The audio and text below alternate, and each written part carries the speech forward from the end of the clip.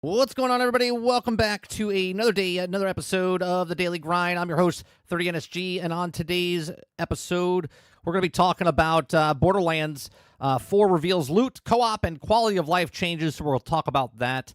We're going to talk about developers ask why they should bother making Xbox games anymore, and then we're also going to talk about Battlefield 6 campaign inspired by one of 2024's highest rated movies. We're going to talk about other things as well. If you guys like what we do, we just cover news stories, have conversations, and if you like it, hit that like button, hit that sub button, and if you'd like to go above and beyond that, become a member as little as $5. What's going on, chat? What's going on, Mo? What's going on, Roic? Ginger Prime, welcome. Water Bear. Who am I missing here? Argus, good morning. Eclipse, good morning.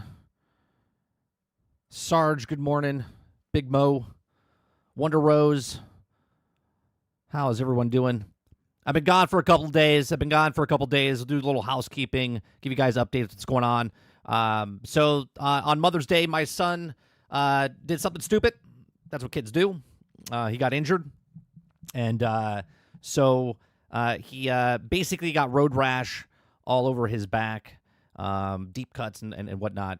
So we've been dealing with that. That was on Mother's Day. Then my birthday was the next day. We've been in the hospital for the last couple of days. So just not in the right headspace for the last couple of days. Want to take a break. And now we're back, ready to go. And we're going to continue doing the show.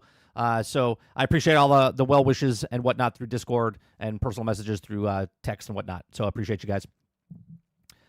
He's doing good. He's in school today. So trying to get back to normal. Back to normal. All right. Yeah, put a little ice on it. Put a little spray, a little Windex on it. Get back in there. Yeah, I appreciate it. Roadkill. Appreciate it. Yeah, just like the Greeks, just spray. We're not Greek, but, All right, so lots has happened. Lots has happened since the weekend happened and the last 2 days that I haven't been live. Lots of the little stories here and there. So we'll cover a couple of those things, get back on track. Ginger asks, what is this playlist? This playlist is created by me. I wrote every single song. I try to take things that we talk about on the channel, make fun of, and then I create them into songs. So I use Suno. And basically the AI makes the song, but I write the song, try to make it as personal as possible for what we talk about. So the people that watch this will understand the songs and they'll laugh about it. People that come in afterwards like, what the hell is this? And they might like them, they might not, but they're all very unique and original. So that's what they are. What's the AI called again? The AI thing is called Suno. Suno? It's Suno.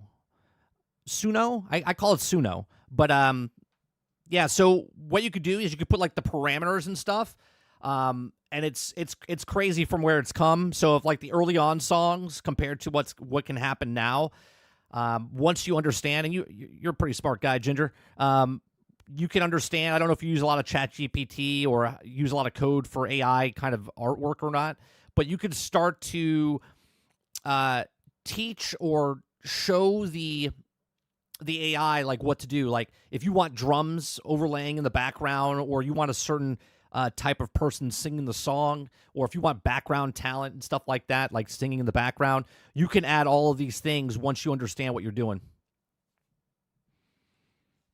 Yeah, I've been using it for quite a bit. I love it. I think it's fantastic because then we get stuff like this where like we call Nintendo Crazy Uncle Nintendo. Oh, you can't hear it. Hold on one second. Like we call it Crazy Uncle Nintendo. Like this is a whole song about Nintendo. Then we talked about like Hasbro.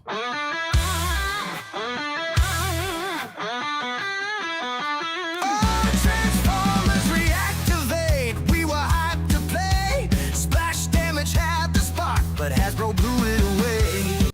We make fun of people that are in the channel. Like Mo's got his own song that he always types in the channel, like when you pay, I play.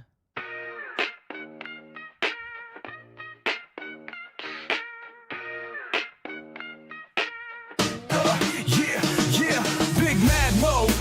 got the key. When you pay, he plays, that's how it be. Xbox in his veins, Game Pass in his soul, saying boot on next season, that's how he rolls. Xbox invades enemy territories here. Watch out, PlayStation, you better fear. Less is more, nah, we charging more. Game Pass on deck, we ready to explore. When you pay, I play. And a lot of people, they're like, what is this music that he plays? Like, what is this? Right? And they just don't get it, right? We make fun of Bethesda and we call them Bugthesda. Yeah, you know who it is. Big Todd in the house, 16 times the detail, 1,000 planets, but none of them got NPCs. Hey, let's go! Word, Bethesda, oh Bethesda, you got me again. Told me it'd be polished, but it's glitching instead. Todd Howard said you can go anywhere, but my ship just crashed and it ain't even fair. Oh Bethesda, take my cash. Another broken launch, but I still come back. 16 times the detail, yeah, we all believe, till I take an arrow straight to the knee. Hey, so I have like 4 albums. I have 4 albums over the last like 6 months that I've created. I absolutely love it. I think it's fantastic.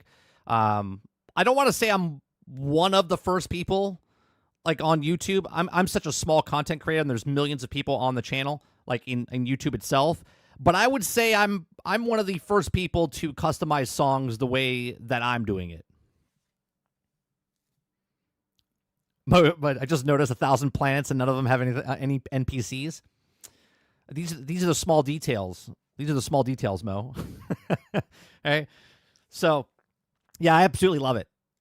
I've started noticing that certain people that come in have started to do it as well. They make their own AI songs, but they use it for like background music. I use it to begin the show type of stuff to like, you know, so it's something for people that if they come early, they'll hear some certain songs. We'll play it during certain segments or whatnot, or if I go on break. But for the most part, you only hear it. I have a separate channel that's called 30 and Still Jamming that I've uploaded, I think, about 12 or 14 of the songs of like 64. I have to upload the rest of them.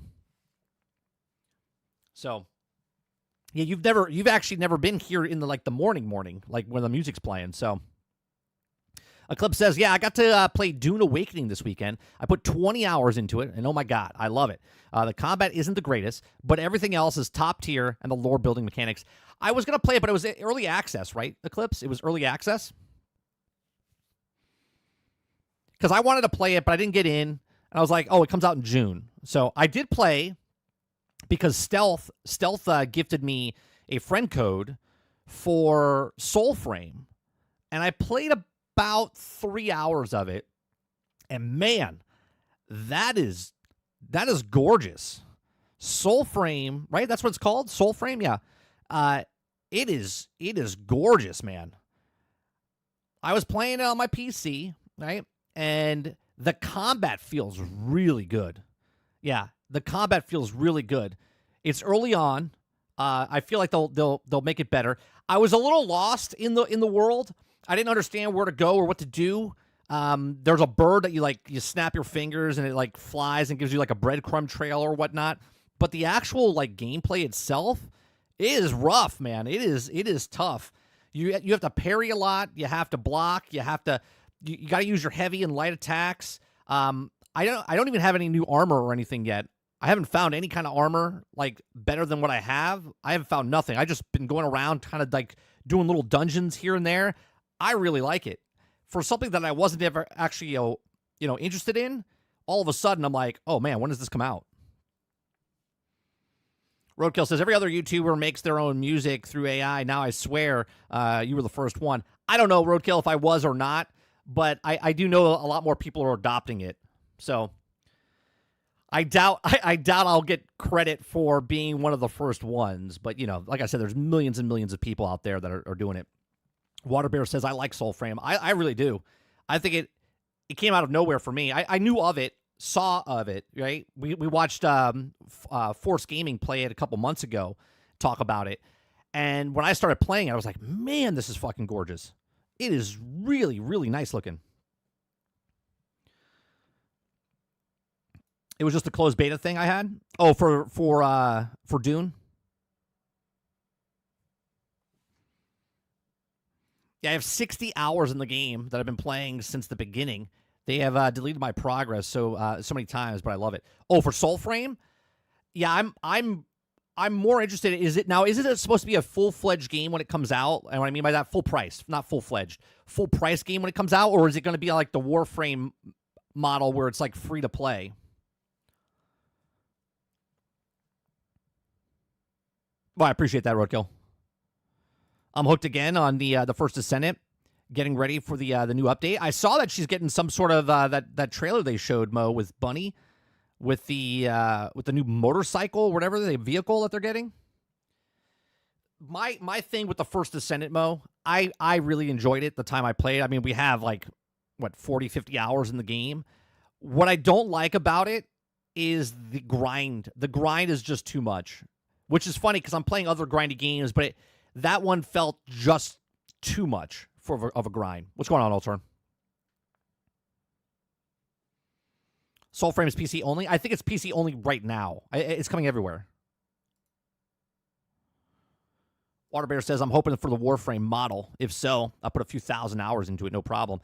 Yeah, if it's something that I don't have to pay for, I know it sounds weird, but if it's the same business model as Warframe, I can see myself tapping into it early, because I remember when Warframe came out before Destiny, but I didn't know Warframe came out before Destiny because I was playing Defiance, right? And then when Destiny came out, I found out about Warframe, and I was like, oh, what's this? And because I played Destiny first, Warframe never, like, hooked me. I played it about 100 hours or so, but it never, like, hooked me.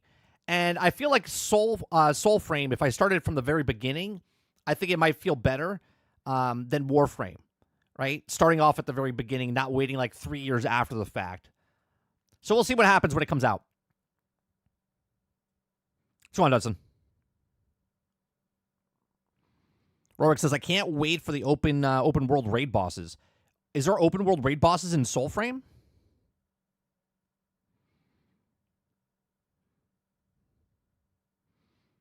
Or are you saying the First Descendant's getting raid bosses, world raid bosses? Mo says they're getting world bosses. Okay. The First Descendant's getting world bosses. Oh, interesting. I mean, if the grind's much better, Mo, and I don't have a 0.0000000000000, I'm not glitching out, folks. 0.0032% of getting a drop, then I'll go back and play it.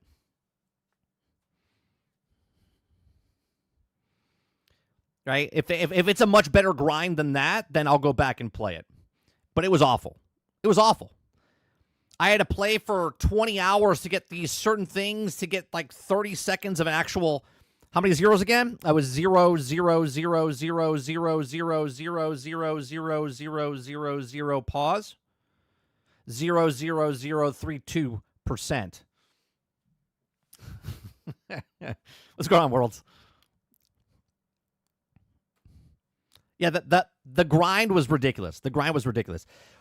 Plus, when you play with Argus stole all my luck, and he was getting drops left and right, and I wasn't getting them. So I had to stop just for that on purpose, on premise.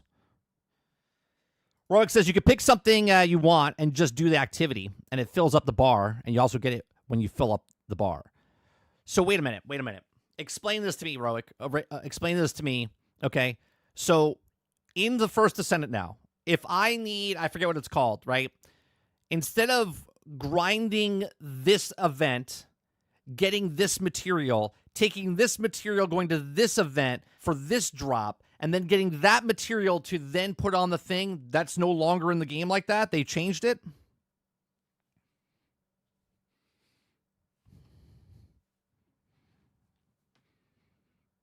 Mo says, hell, you log on for 14 days, and the next 28 days, you get Old Bunny. So I have to do a checklist. Be like, all right, I got to wake up, get the kid ready, brush my teeth, eat breakfast, log in to the First Ascendant.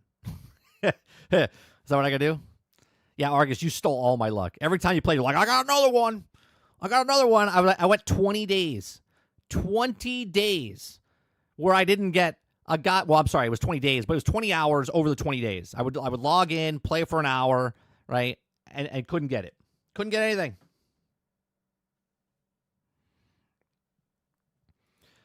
Ray says, my first experience of Warframe was the global chat. It was huge debate between incels about what is Tomboy, and I never got back to the game. Well, I'll tell you what. That's the one, now that you brought it up, Ray, the one complaint that I have for Soulframe is that goddamn world chat opened up, and I shut it off, and I went to frequently asked questions, so it would be less, and that was just as much. I was like, I want it off the screen. I don't want world anything on the screen. Like, get it off my screen. I'm sure you could do it. I couldn't figure it out, so I was just, like, annoyed by it the entire time. I haven't played the first Ascendant yet. Is it worth playing? If you like ass, it's worth playing. If you like a butt that looks like a balloon, where you can take a pin and pop it off a bunny, then you would like it. If not, you could probably wait. Mo says they're also looking into doing a long-term daily login, like how Warframe does. Waterbear says World Chat always brings me back to the Barons chat from World of Warcraft. Yeah, I hate when that chat's up there. Like, let me minimize it, put it away to the side. Like, I don't want it.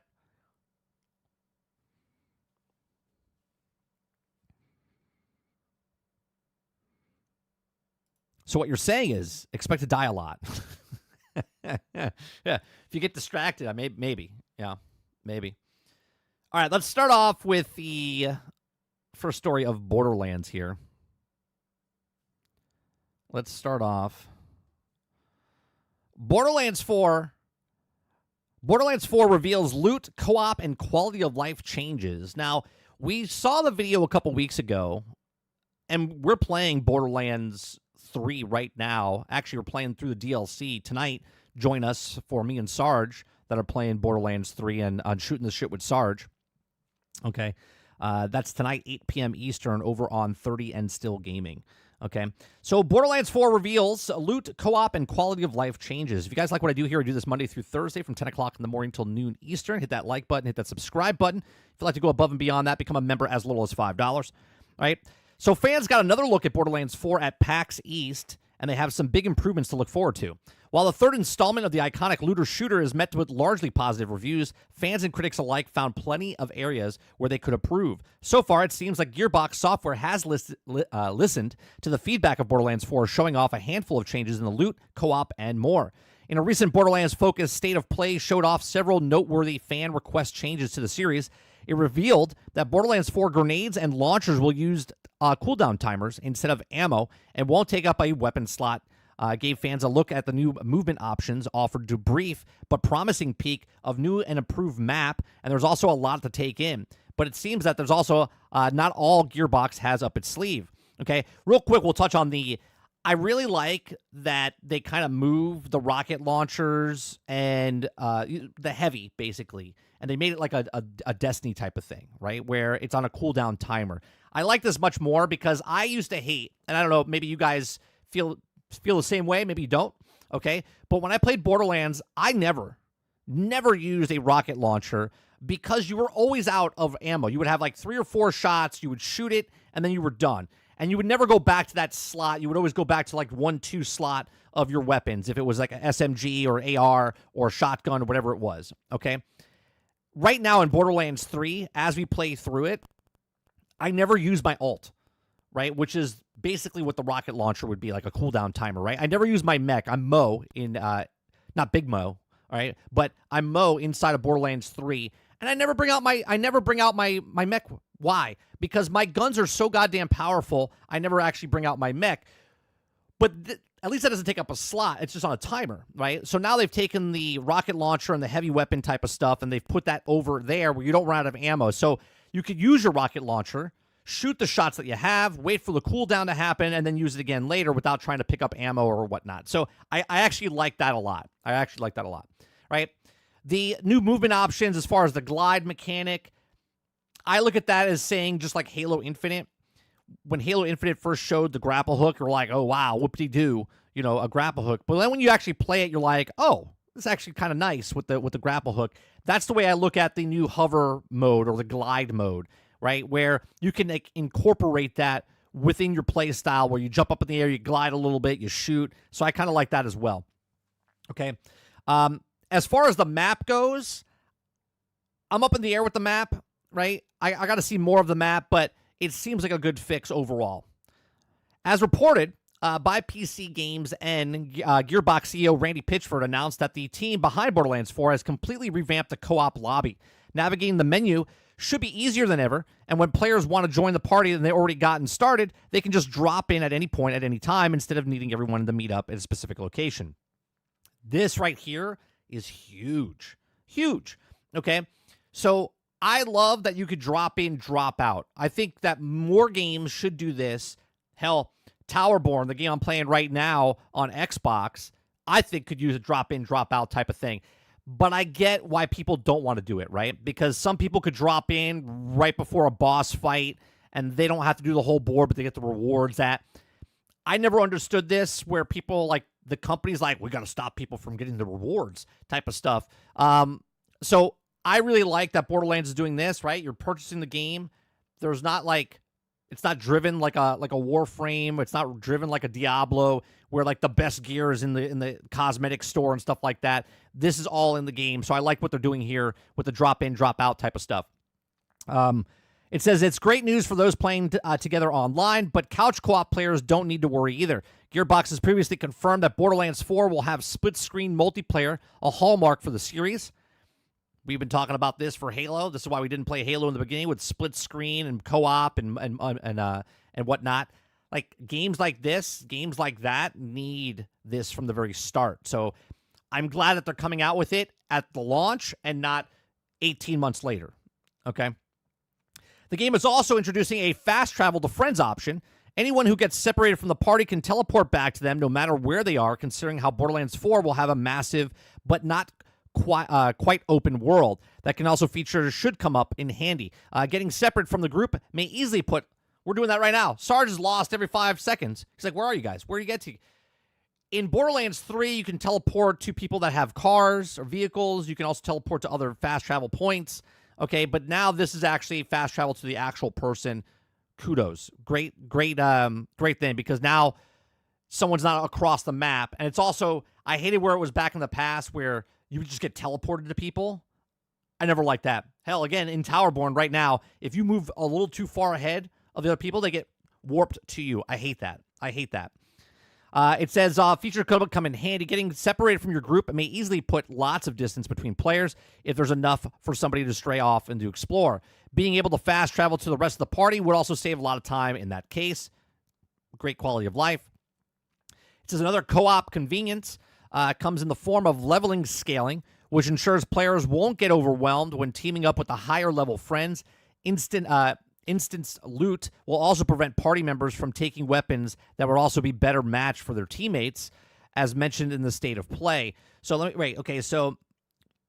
so the loot will also prevent party members from taking weapons that would also be better matched for their teammates, as mentioned in the state of play. Borderlands 4 is lowering its legendary drop rates, scaling, and how quickly they often players encounter high-level loot. Borderlands 3, like, you pick up a rock, they're like, oh, there's a legendary, you shoot somebody, oh, there's a legendary, you open up a chest, oh, there's a legendary. Like, legendaries are in the vending machines, legendaries are dropping, but yet for some strange reason, every time you beat a boss in Borderlands 3, in the loot room, there's never a legendary. It's kind of weird. Okay. The changes should also make better weapons actually feel rare and avoid throwing too many mechanics at players all at once. All in all, there's a lot to look forward to in Borderlands 4. Drops in September. So these quality of life options, I think, are great. I think a lot of games, that's all they kind of need is quality of life. I wish they made these quality of life. Now, obviously, this is Borderlands 4, so they didn't have these type. They made good quality of life changes in 3. Now they're moving those over to 4 and adding more quality of life. I think this is good news for Borderlands and Borderlands fans. Okay, there's a lot of games that come up. Let's say it's a brand new game that's inspired by Borderlands, right? And then they come out with a looter shooter and it doesn't have any of these quality of life stuff. That's a major problem. When you actually have a game, and this is the standard, we talk about this all the time, chat. All the time. When you have a new standard in looters, and the next game comes out is a looter and it doesn't hit this bar, it's like below it, that's a major problem, right? Don't come out with a looter. Don't come out with a RPG. Don't come out with a first-person shooter if you don't hit the bar of the other ones in the past, right? Hitting this and making quality of life better inside Borderlands 4, better than Borderlands 3, which is better than Borderlands 2, is phenomenal. I'm glad it's happening. Hopefully it comes out and the game is not broke, buggy, unfinished. And when it comes out, it's actually done. But these are just my thoughts. Let me know yours in the comment section down below. What do you think of the new changes, the co-op, the quality of life changes inside Borderlands 4? Let me know in the comment section down below. Let me know in the live chat. Please make sure you share, like, subscribe. And if you like what I do here, check out some of our other videos. Thanks for watching. All right, chat. Why is this? I feel like this is... Was it better if I... Hold on. I'm trying to... Because the light just blares through the window. I'm trying to figure out a better... There we go. I think that's better.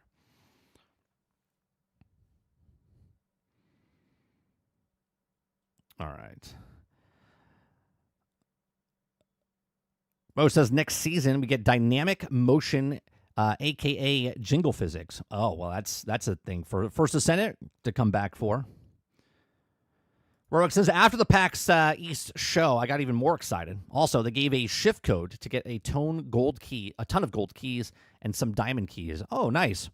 Is that still up on the web to get, or you have to watch PAX East to get the codes? Or how to be at PAX East? Eclipse says, yeah, like that too, because everyone used the rocket launcher because it was guaranteed second chance kill. Right. I finally do that in Diablo 4. It was in Diablo 3, and they took it out. That stuff is always stupid, right? Right, Eclipse? Where they do something, and then they remove it. It's like, that's not smart. That's not smart. Waterbear says, finally sounds like they're taking steps forward without going backwards. I think they're trying to make up for the travesty of the movie. Perhaps. It is kind of stupid, though, right? If they take stuff away, it's basically what EA does with Madden, right? Madden puts in like the cone of vision for the quarterback, and then the following year they remove the vision, and they put the hit stick in, and then they take the hit stick out, and then they put the, catch the ball with like 3 finger type of stuff, or the tiptoe down the line. But they never keep all this stuff in the game and just enhance it. They remove it, wait 3 years, 4 years, bring it back, and they go, oh, look, we got the cone of vision again. And you're like, you had that 15 years ago, right? So hopefully they don't do stuff like that, because that's just dumb, right? Most of these people, hopefully they do the quality of life stuff, and it's the quality of life, and it stays in the actual game.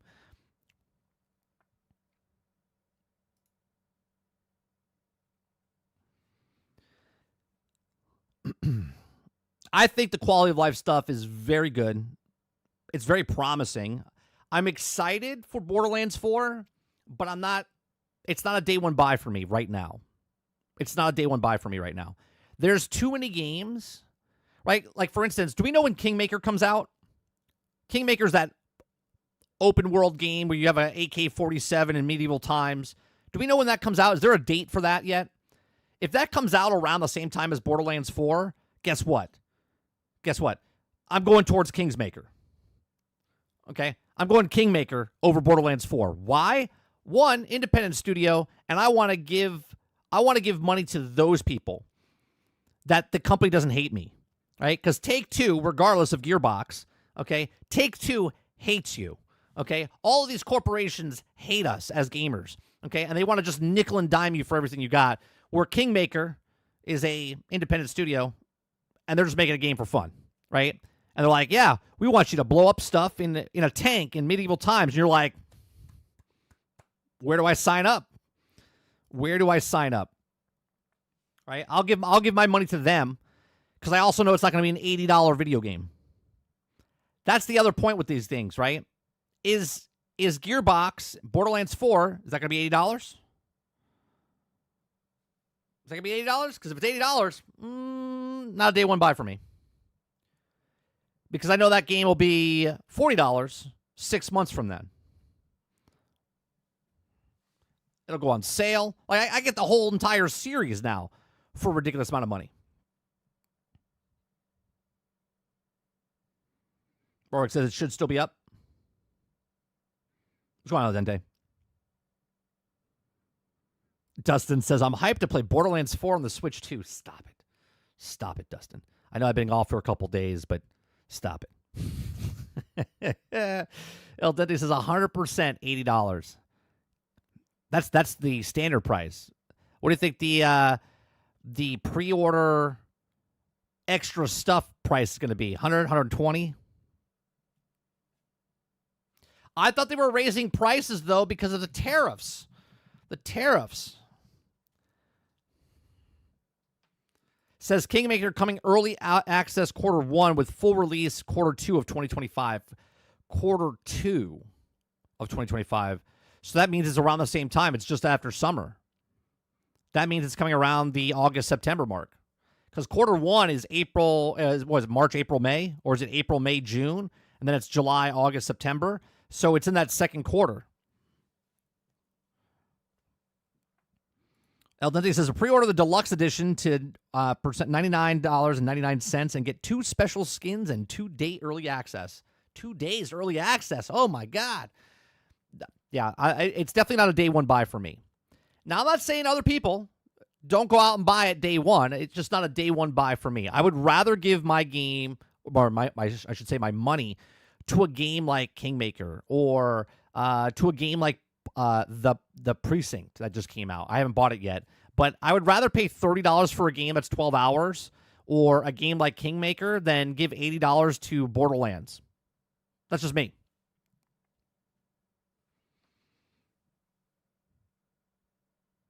Saint says, the news used my favorite slogan this morning. Looks like these prices are the new norm. The new normal. The new normal. So ridiculous. I got the collector's edition of Doom, The Dark Ages, and I didn't know that it came with early access, so I can play it now. I have a question. There is no physical copies for that, right, El Dente? There's no physical copies for... How come... Hold on a second. You guys can't... The thing's not coming up on the screen. Why is that not coming up on the screen? Something got changed. I'm reading you guys' chat, but it's not popping up on the screen. On-screen chat. Chat Ninja. Properties.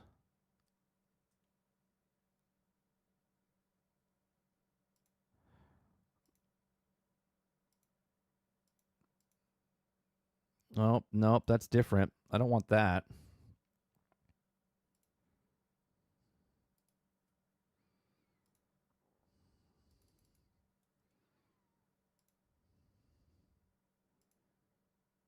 There we go. Got the collector's edition of Doom: The Dark Ages. Yeah, see what happens when we're off for a couple days, man. It's like riding a bike. You got to get back on.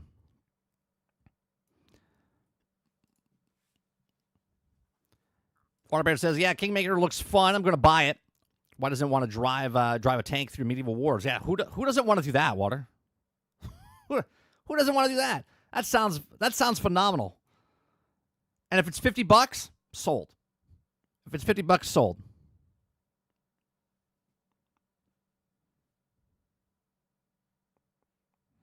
Mo says, wait, is PlayStation not using unit numbers anymore? They are using MAUs, like Game Pass. Say it ain't so. Where's this at, Mo?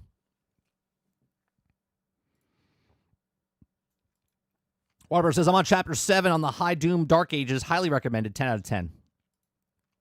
El Dente says, my collector's edition came with the game case, but I got a Steam version. Yeah, I heard there's no physical copies.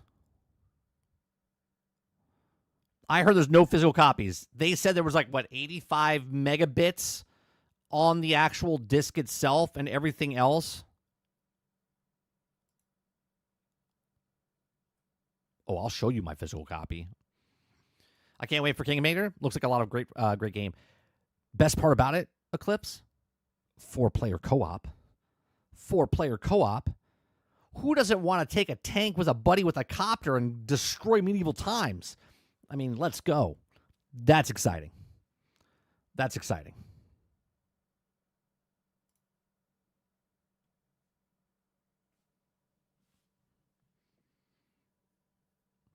I think that's my new thing. Even though I was really big playing co-op back in the day, that's what I like now. Like, I'm loving that we can play 33 Immortals with anybody, right? I like that we can play Towerborn cross-play. Love it. Okay? I love that drop in, drop out for Borderlands 4. I love that Kingsmakers co-op. Helldivers, right? I love that you can play more games with more people, even though Starship Troopers is a mess. I don't know if they fixed it yet. Okay? The fact that you can play 16 people PvE and play with your friends, fantastic. Say what you want about extractions. I'm not a big fan of extractions, but I love the fact that you can play with 3 people on your team and play a game together. That's the way it should be. This is the good times back in the day when you're playing Halo and GoldenEye and all these other stuff in the early 2000s. I think the Precinct looks fun. It's getting ratings like 6 and a 7, Dustin, but I don't care. It looks like a great game. You know, also would have got 6 and 7s back in the day? Grand Theft Auto top down. Okay, people didn't give that a chance. And they're like, oh, it looks stupid. And now Grand Theft Auto is the biggest piece of entertainment in the history of video games.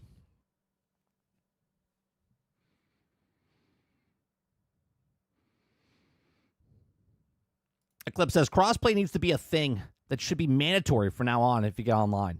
100%. Agreed.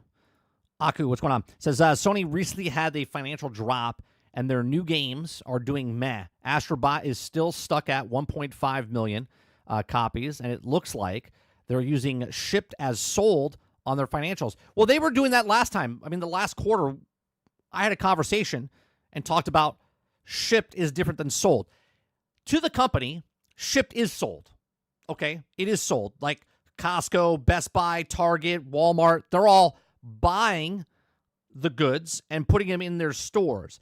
But that's shipped, right? Bought from them. Sony makes the money, but now it's at the stores. That's not bought by players, okay?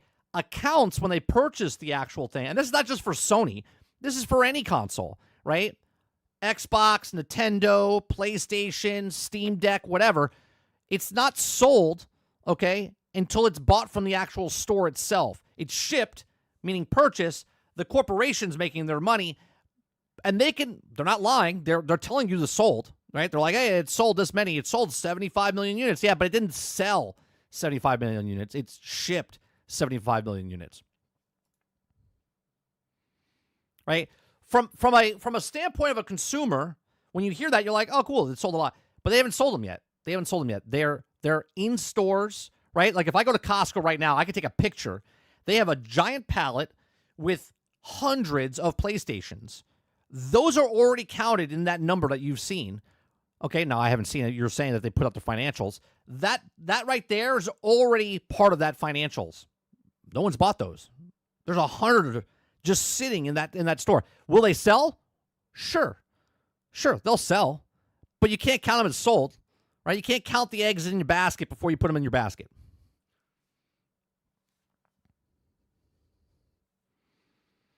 Titan says, drop in, drop out Borderlands 4. Is that new to Borderlands?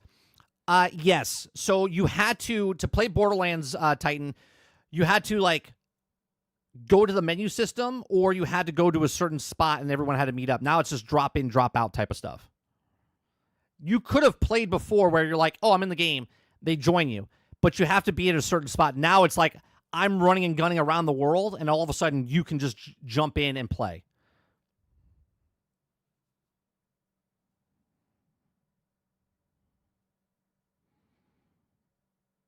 Titan says, normies are fooled by sold. Well, sold is different than shipped. Sold is sold. Ship is not sold. That's what it is. Right? So if it's shipped, that's not sold. They think ship is sold. Ship is sold to the company, Best Buy, the big box stores, or GameStops or whatever, but they're not sold to actual people yet.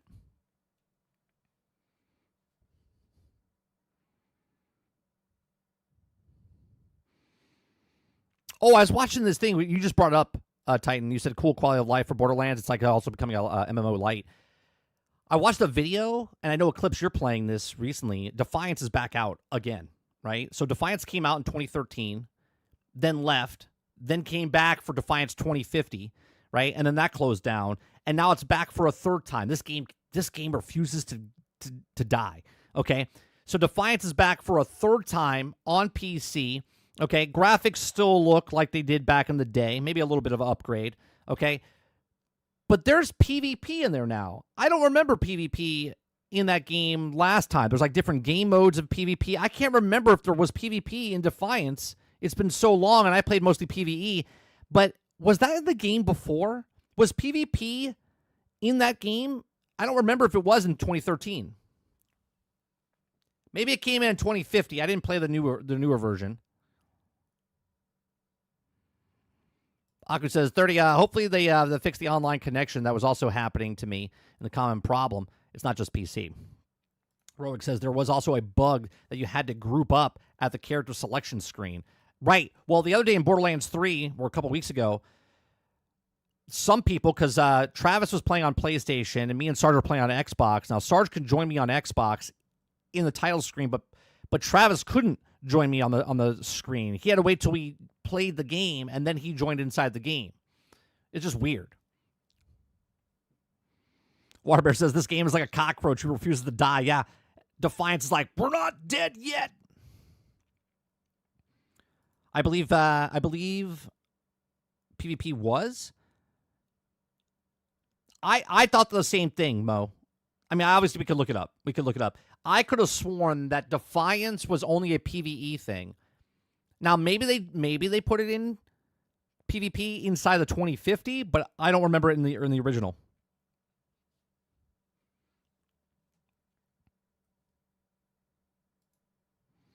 Let me see.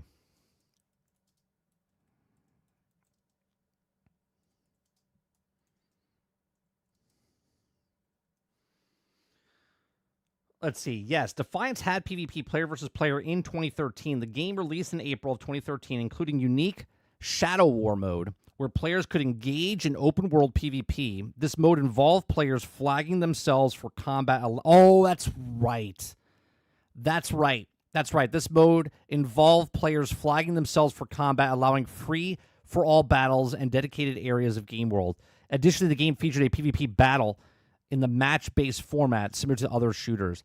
That's right. I do remember that now.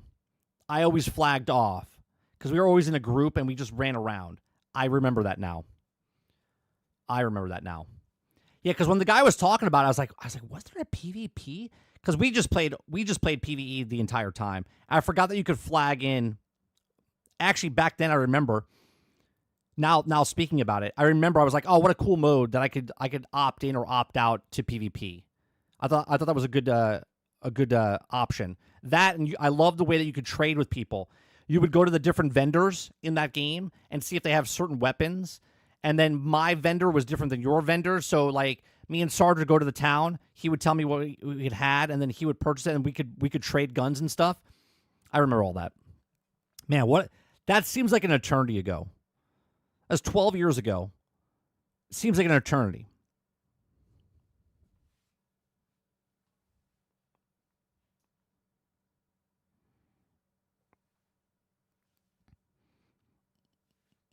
Aku says, yep, never touched the Shadow Wars. The game's network wasn't stable enough for it. Well, now I remember San Francisco wasn't even part of the game when it first came out. That came later. That expansion came later. So I remember that when they did that, we were so hyped because there was like a base back there, and we would glitch out of the map to get to the base, which they never put in, by the way. There was a base. If you went down to the South Island, which is San Francisco, and you went to the northern part of the South Island, there was a base that was there. And we were like, oh, man, what are they going to do with this? And they didn't do anything. They never did anything with it. Game shut down. Robert Jones says, you're back? I am. I'm back. Guess who's back? Back again. 30's back. Tell your friends.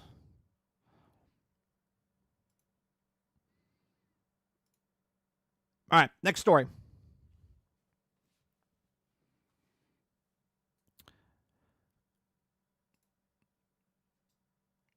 All right, developer ask why they should bother making Xbox games anymore. Here's just off the title. this is a little weird to me, right? I think people are still stuck in this mentality of you have to have a box to play video games, okay?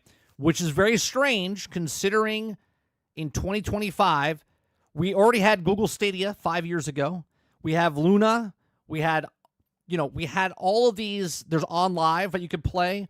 There's different ways to play video games where you don't need a console, right? So developers ask why they should bother making Xbox games anymore. I'm assuming if you want to make an Xbox game, sure, take the console out of it, right? Take the console away completely. You can make an Xbox game, and that Xbox game can be played on an Xbox, on a television set, on a laptop, on a phone, right? So you're making it for that console. Again, I always use this analogy because this is what it's become, okay? Obi-Wan and Darth Vader are fighting on the Death Star in New Hope, okay? And he says the line, if you strike me down, I'll become more powerful than you can ever imagine, okay? And when he kills Obi-Wan, Obi-Wan's physical. He's there, physical, okay? He gets hit, he vanishes, but yet Obi-Wan is everywhere now, okay? And PlayStation's Darth Vader, Xbox is Obi-Wan, PlayStation has slashed Obi-Wan, and now Game Pass and Xbox is everywhere. You don't need a box to play Xbox, so you don't need an Xbox, okay, an Xbox to actually make games for Xbox. All right, let's read the article. If you guys like what I do here, hit that like button, hit that subscribe button. If you'd like to go above and beyond that, become a member as little as $5. All right, so Microsoft gradual abandonment of the Xbox exclusives has other studios baffled, as a report suggests they're considering dropping support for the format. Even though Microsoft began shifting away from the Xbox exclusives over a year ago, now it's still strange seeing the games make a jump to PlayStation 5 and Nintendo Switch. It's one thing that Indiana Jones game to go multi-platform, but now Live in the World is a long-running Xbox exclusive franchise like Forza Horizon, Gears of War are jumping to PlayStation with potential even Halo to follow. Okay, they've been saying Halo to follow for 2 years now. I'm still waiting, right? The people on the side, they might be right. They might be right, but they have the sign on the side of the road saying the world's coming to an end, the world's coming to an end, the world's coming to an end, and it's never happened. Starfield hasn't been on PlayStation yet, okay? Still hasn't made it. Halo's still not on PlayStation yet. They're like, just wait. Yeah, we'll wait, but you've been saying it for years and years and years and years and years, and it hasn't happened yet, okay?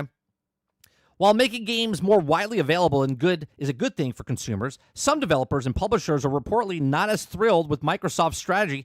Some are apparently so concerned they're wondering why they bother making Xbox games in the first place. Well, I have a simple solution for these developers. Are you ready? Don't make it. Don't make it for Xbox. Don't make your game for Xbox, okay, at all, okay? Take one of those avenues away from yourself where you can make more money. Go ahead, do it.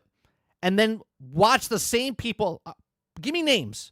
I want to know the names of the companies that don't want to make the games anymore. And then when the game comes out on the just PC and PlayStation, and they go, well, we didn't sell enough copies, right?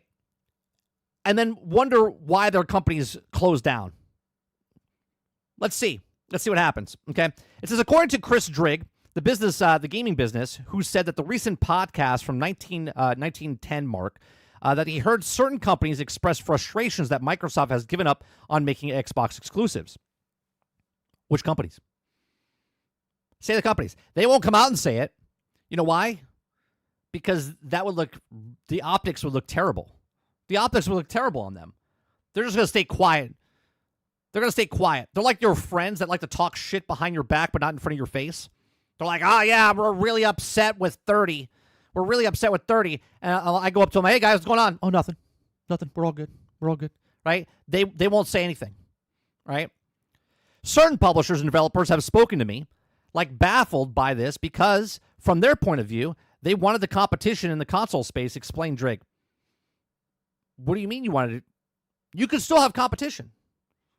You still have the competition, right? If you're so hell-bent on making exclusive content, but you can't make it for Xbox because Xbox doesn't want you to make exclusives, they want to go everywhere, then jump ship. Make exclusives. And just go with the other guy. Go with Nintendo. Go with Sony. You have a choice to do that, don't you? See, I never understood this. If I'm a business, right, I'm an independent developer that has an issue, and let's say I make games for Xbox, okay, I make games for Xbox, but now I'm upset because Xbox, I'm not making exclusives. Please tell me the fundamental problem in your head that you're like, I want to make games for less people. Why would you want to make games for less people? Does it make sense? So we're talking about people that just make games for Xbox, but now they're upset that their games are not just for Xbox. Am I wrong about this? The people complaining are the people that are making games for Xbox, but they're like, why are we making games for Xbox? So do you want to make it for the other company? Then make it for the other company. What's the problem? If not, you're still getting paid. You're still making the money that the company is paying you to make games for the Xbox, even though the Xbox doesn't exist anymore. It says, they're going, why should we even bother making Xbox games if this is the strategy? That's a balance that Microsoft is going to have to strike. Trigg doesn't specific if any of the developers he spoke to belong to studios owned by Microsoft, but the current trajectory could certainly lead to less Xbox release from third-party studios. Okay. This is stupid. Okay, this is why you get my reactions. Okay, this is why you get my reactions raw when we read the article and then give you my thoughts as we read the article. Okay, so Drigg here, Christopher Drigg, he doesn't specify if any of the developers he spoke to actually belong to the studios that belong to Microsoft. So we're just asking random people. Okay, we're just asking random people, what do you think about the Xbox situation? Well, I'm just upset. I don't understand. Why would I make a game for Xbox if I... Do you understand what I'm saying, chat? I just said it in the paragraph above. If I'm a studio that's working for Xbox, I'm getting paid by Xbox, right? They pay the bills. Why would I be upset if I have to make games for Xbox and other things? Why would they be upset for making games for places, right? It doesn't make any sense. Now it makes sense, right? Now it makes sense because the people he's actually talking to don't even work for Xbox. They might work for Xbox, but he doesn't know, right? He actually doesn't know. Doesn't specify if any of the developers he spoke to actually belong to the studios owned by Microsoft. He's just asking random developers that are potentially working for them, okay? Makes no sense. This would also not be a surprising considering Microsoft has given up on trying to push Xbox hardware. Console sales keep declining, and they're unlikely to increase now that Microsoft has raised prices across the board for both games and hardware. But you could take this sentence, okay? First of all, they're speculating that, well, it wouldn't be surprising. It's not official, but it wouldn't be surprising if it was, because considering Microsoft has given up on trying to push Xbox hardware, which is true, okay? But you don't know their actual plan. Their hardware doesn't matter anymore because you can play their games in more places, okay? It says also console sales keep declining. That's across the board, not just for Microsoft. Now, I know what people are going to look at and go, no. PlayStation 5's on pace. It's on pace as a PlayStation 4. That's great. PlayStation 4 sold less than PlayStation 3. PlayStation 3 sold less than PlayStation 2. Just putting that out there, right? Less and less consoles are being sold every generation. As a whole, less people are buying consoles. Okay? It says, plus, according to the analyst data, okay, the Game Business X account, the PlayStation platform active player base significantly grown over the last 2 years. By the end of 2024, Sony increased the gap with Xbox an additional 10 million active users. So it's no wonder there's so few Xbox exclusives nowadays, with none planned for the rest of the year. Okay, take PlayStation out of this conversation about putting Xbox games to PlayStation. Games are not exclusive anymore on Xbox. Even if you didn't put the games on console, all of the games that Xbox makes are be able to play on PC and console and mobile phone and laptops and tablets and television sets. The word multi-platform has evolved into more things now. It's not just console PC. You can play it everywhere. Again, these people are stuck in the old days where they're still winding their cars, okay, trying to start the engine instead of just pushing a button to start your engine, okay? Like, we've adapted. We've moved on, okay? By the end of 2024, Sony increased the gap with Xbox an additional 10 million units. So if I wonder if they have a few Xbox exclusive nowadays with none planned for the rest of the year. Microsoft did launch Avowed and South of Midnight as Xbox console exclusives this year, but the Microsoft has previously intimidated by the probability only because of a smaller studios didn't initially plan a PlayStation 5 version as part of a project. Well, let's just move that goalpost, shall we? There's no Xbox exclusives. Well, there was Avowed and there was South of Midnight, but the only reason that those were exclusive is because, well, they weren't sure that they were going to have a good sales, smaller studios, and they didn't initially plan for a PlayStation 5 version of it. Let's move the goalpost, shall we? Let's move the goalpost. Right? The goalpost of, well, there's no exclusives for Xbox except for Avowed. There's no exclusives for Xbox except for South of Midnight, right? There's no exclusives for Xbox except for, these two exclusives that we're not going to count because, well, the reason for this is because they didn't plan on making the PlayStation 5 because they're smaller studios. But there's no exclusives. There's no exclusives on the Xbox thing, right? There's no exclusives. Okay, so from the developer's perspective, why spend the time and resources on two versions of the game? I know. Do you guys know why? Do you guys know why that the developer, why they would spend time and resources on two versions of the game? Ooh. I know. Anybody from chat? Anyone from chat? Comment section down below if you're watching this after the fact. Do you know why a company would bother to spend time and resources on a version of two versions of a game? That's because they're getting paid. They're getting paid. That's why. Yeah, exactly, Sarge. Money. Technically, 3 because Xbox Series S, if the overwhelming majority of the player base is on PlayStation. Okay? Companies are still attracted to the Xbox Game Pass service since it can increase the game visibility and Microsoft pays for day one deals, but it's not that for what we might already have been supported for Xbox consoles being faded away. Okay. However, back in 2023, Microsoft was forced to admit that when the games added to Game Pass, traditional sales are often cannibalized, especially for newer releases. Yes, but they also said that they also pay for that number.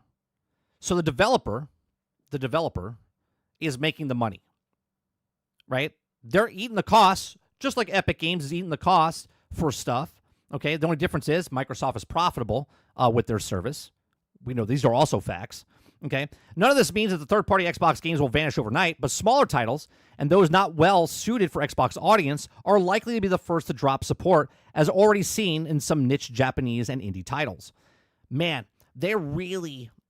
First of all, we do know that Japanese titles, Xbox is trying to get into that market. They've never been a big title seller on Xbox. They've always been a big title seller on the Japanese console, which is Nintendo and Sony. Okay. Little is known about the next-gen Xbox aside from Microsoft claim. It's also the biggest technological leap ever in this generation, it's claimed. Okay. That many suspect relates to AI. Images and portable console leaked earlier this week confirming suspicion that Microsoft has partnered with Asus. That's not suspicious. That's we saw it. They've said it. Okay. So look, I think this is kind of leaning one way or the other. More one way than the other. It obviously, as we read the article, it doesn't make sense if I'm an independent developer and I'm not making games for Xbox. Okay. I'm just an independent developer. I'm making my game, and whoever wants to put my game on their platform, they'll contact me and say, hey, we really want you to make this game for our platform. I'm like, yeah, sure. Money. And they're like, yeah, we'll give you money. And they're like, oh, money? And then they'll give him money. Okay. But for someone to say that I work for a studio for Microsoft, and then they're going, why should we even make a game for Microsoft? Oh, I don't know. Maybe because they actually pay you to make the game for them? I don't know. It's crazy. It's crazy. And not only are they paying you to make the game for them, but they're letting you sell that game on other platforms. So not only are you getting money up front, okay, from the company that owns you, even if it's on Game Pass, they're just paying you to make the game. But then you get paid later from PC. And then you get later from PlayStation. Or you get paid later from Nintendo when you make the sales. It's crazy, I know. These are my thoughts. Let me know yours in the comment section down below. Please make sure you share, like, subscribe. And if you like what I do here, check out some other videos. Thanks for watching.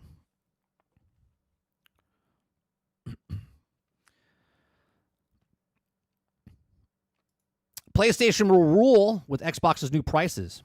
Well, don't get ahead of yourself, Roadkill. Don't get ahead of yourself, because I did see here. Let me bring it up. We weren't going to talk about it. I'm still not going to talk about it. But this was just earlier today. Okay. This was just earlier today. PlayStation 5 could get more expensive as Sony considers plans to deal with the tariffs impact. So, I mean, you can go ahead and celebrate that PlayStation is not raising their prices yet, but could get more expensive. So I wouldn't say, well, they're gonna run with it, because they're all gonna raise their prices. Waterbear says, what exclusives do Sony have this year besides Ghost of Yotei? Please don't say Marathon. Well, Marathon's not an exclusive. It's everywhere. What's going on, James Thomas? 500 million users? 500 million users for what? And what is the question you're asking with, what do you think about the situation at Xbox? What situation? Are you talking about the layoffs? Or are you talking about the price increase? What are you talking about? El Nini says consoles are the old days now. I just don't understand with the way technology goes, El Nini. Cars are electric, right? Like, we push start. There's like robots in the world. There's like electric scooters. Like, technology advances, right? Consoles are gone. Like, we download games every single day of our lives off our mobile phones, off of Android or Apple or whatever. Okay, there's other ways to play video games that are not actual physical boxes, but for some reason, Xbox not making consoles anymore, people are losing their mind. Last time I checked, Steam didn't make PCs, right? Last time I checked, Epic and Steam didn't actually make hardware. They just made the launcher and software so you could download these games. But for some reason, Microsoft doing it, and everyone's like, they're like having a heart attack. Jack says, thank you very much, Jack, for the $10 super chat. Jack says, a company trying to make money. Yeah, we want just to sell it on Steam only, and they wonder why they fail at putting it into more places. This isn't hard. If anyone's signed an exclusive deal, it's on them. Right. Like, I don't understand. If they want to make the game, they're like, why should we even make the game for Xbox? I don't know. Money? Money?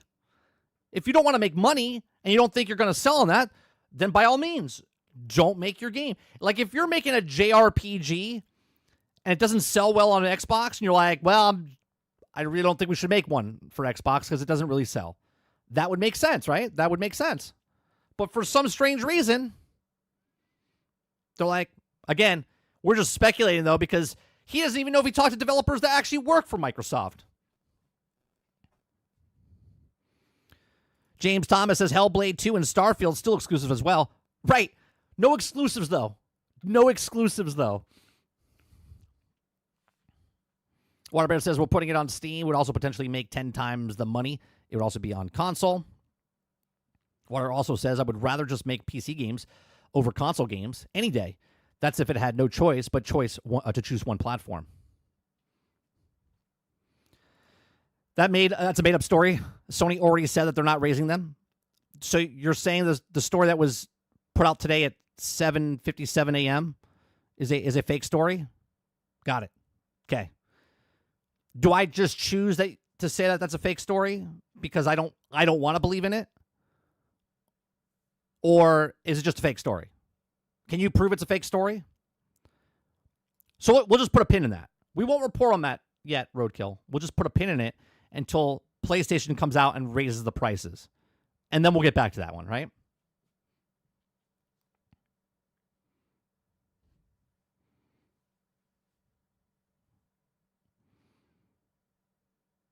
They already did. It's a 90-day deal as of right now. It's a 10% tariff. I think it was 30% tariff. Not 145% tariff. But do you think, House, do you think for 1 second that these prices are coming back down? You don't actually think these prices are actually going to come back down. Right? Because they could just change it. They can go, well, it's not the tariffs. It's the amount of budget that's happening with it. Right? Do you know what I mean? Like they could just move the goalposts by saying we just blew up the goalposts, so we can't move the goalposts again.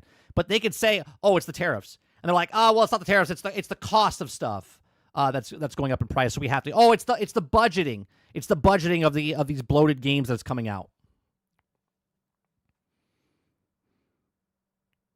Roadkill says there's no tariffs on a digital good. That's correct. There is no tariffs on a digital good, but they're going to raise the price because they can price match because of the digital stuff or of the physical stuff that they're not selling anymore, and then make the price of the actual physical stuff more, and then take the digital and make it a little less because it's physical's more and digital's less. But they have to raise the price of digital anyway.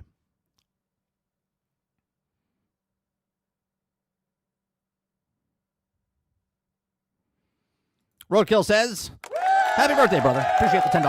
Roadkill. Appreciate it. And my birthday was on Monday, so I appreciate that. Thank you very much. Nintendo and PlayStation will raise the price. Well, PlayStation already Nintendo already raised the price of their new system, right? And they're going to raise the price again.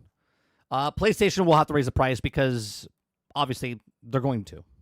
Because they're all together, right? They're all together. Don't think for 1 second that the gaming industry is not working together to move the gaming industry forward. Come on. Wear the blue shirt, wear the green shirt, wear the red shirt, whatever you want to wear, okay? Be excited for whoever you like to buy a plastic box from, but just know that the red, blue, and green are all together in the industry, and they want to work together to make more money. That's the reason. Which El Nini says right after, it's greed. That's right. Crowded says, well, Sony didn't raise the prices yet, and they really wanted to sell the consoles. I don't believe they also will sell if they do it. Well, they already did raise the price. Now, again, let's move the goalpost, okay? Where Sony, before Microsoft raised the prices of their, which is, again, the stupidest thing that Microsoft could have done, okay? Sony raised the price in 8 countries, Brazil, Australia, Canada, I believe. Maybe it wasn't Canada, but there was 8 countries that they raised the price for PlayStation. Now, majority, the big markets of China and also United States haven't raised the price. So people that wear the blue shirts are like, well, they haven't raised the price for us yet. But they did raise the prices for certain territories and regions. Microsoft came out and said, oh, we're going to raise the price for everybody. Sony's like, damn. Do you see what they're going to do there? They're making, even though they're not selling, they're making more money than we are. They just read up $120 for their Xbox Series X. What are we going to do? They're like, I don't know, that's pretty stupid and ballsy. Maybe we could do the same thing. Still stupid.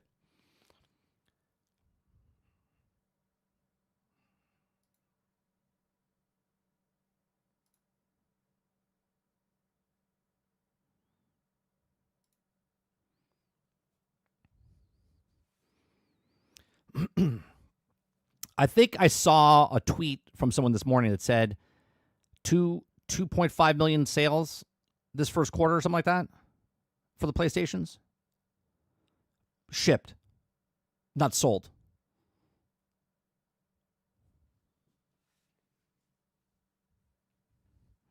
Robic says, PlayStation's next console will be expensive. It has to be better than the PlayStation 5 Pro. Otherwise, that's the point to do a new console. Well, right. So they're not going to lower the prices of these things. They could keep it at the $700, Roic, right? They could keep it at the $700 and just take the Pro and move it down to $500 or something like that. You know what I mean? But as far as Do you think they're going to do that? Or do you think they leave the Pro at 700 and then make the next console higher than that? I know where my vote's going.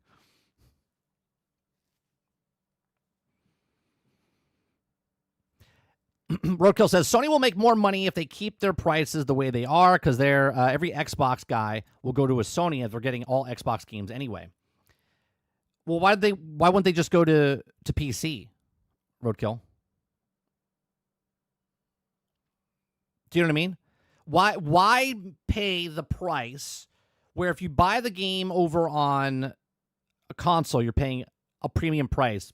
Sony, Nintendo, Xbox, you're paying $80 games, right? Where you don't have to pay that price over on PC. So sure, you're paying more for a PC at the front end, and you're paying cheaper for a console, but you're going to be paying more in the back end for console within the next 3 years. You'll pay more money for console than you would pay for PC and games.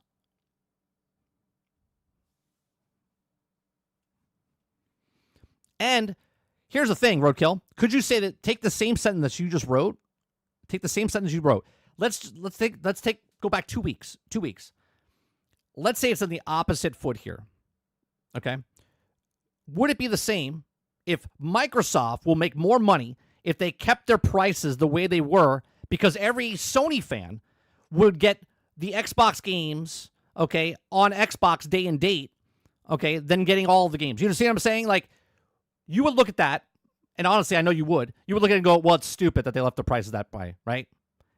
Because if Sony raised the price and Xbox stayed where they were, you would still vote for Sony because you bleed blue.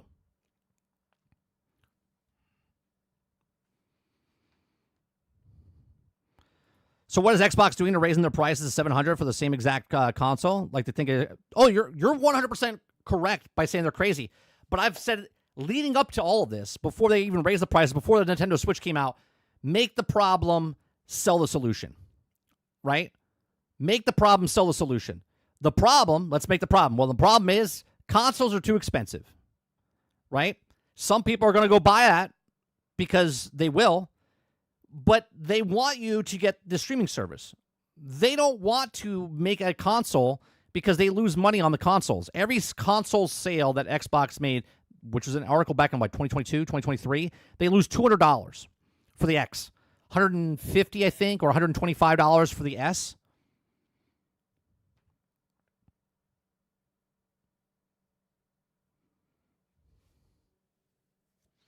Roadkill says people that play on console don't want a PC. I would say 80% to 90% don't want a PC. Well, that goes against completely everything that the data is saying, because PC sales have gone up dramatically and console sales have gone down dramatically overall. PlayStation might be on par still, but less people are buying consoles in general. There's more people playing video games, and less of these people are actually buying consoles. They're just buying PCs. Console games run better, look better. PC is trash and nothing but headache. Talked like a person that doesn't know anything about a PC. Last week, wasn't it last week? You said, how did I get my PC attached to my television set? I had to be using some like witchcraft. It's a $10 HDMI plug that goes from my PC to my television. There's no witchcraft happening. I can literally play my PC on my television just like my console.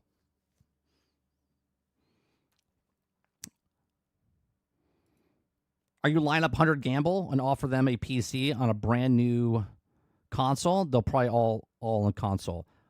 I mean, now, did Travis hack into your account? Did Travis hack you? Is this Travis right now? What's happening? El Nini says the PlayStation hardware numbers are impressive considering that were the price drop for it. That there was never a price drop. I mean, sure. Yeah, but even here's the thing, El Nini, what people won't talk about until it happens. The last PlayStation, remember the PlayStation 3 was $600 when it came out, and people like shunned it, right? And people back then when PlayStation 3 came out were saying, well, it's about time. And, it's just inflation and all this other stuff that was happening. The exact same thing that happens now. Okay, people just like to say shit because they don't understand anything, right? The PlayStation didn't sell well because it was expensive. Now it's a different like hemisphere that we're in. It's like an alternate universe. Now people are like, oh, $700. Yeah, that seems pretty good. Even if they sell, let's say, 10 million units at the $700 price tag, that's $200 more, right? $200 more than the regular PlayStation. So they sold 10 million, which technically is an additional, right? An additional, for every 2 consoles that were sold at 700, it's almost a complete PlayStation. So they're selling almost 3 consoles, right? 3 consoles for the price of 2.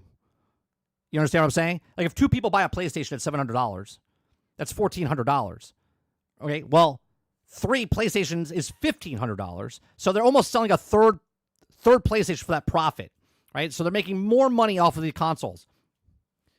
So they would rather sell less, but for the higher price, than sell more for the lower price, because that's how businesses work now. See, personally, me, I would rather lower the price and sell a shit ton of them, like Nintendo used to do. But greed is a factor.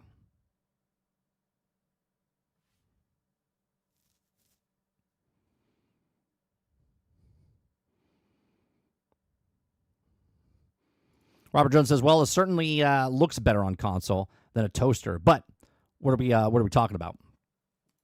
Waterbear says, I was a Sony fan before I started playing on PC. Ever since then, the only reason I even touch my PlayStation 5 is to wipe it down from the time to time.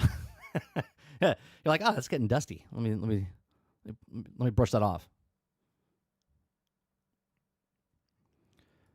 Hal said that was right after the PlayStation 2. It was also the best-selling console of all time, and they were at the top of the people said, fuck off. Well, remember also that the people that bought the PlayStation 2 also didn't buy it at launch. It sold a lot of units at launch, but a lot of people bought a PlayStation 2 for $99. $99, okay, for the PlayStation 2 Slim. Like 70 to 80% of the people that bought a PlayStation 2 was like 3 years, 4 years into the cycle, and it was $99. It wasn't $150, $200, $250. It was $99 PS2 Slim.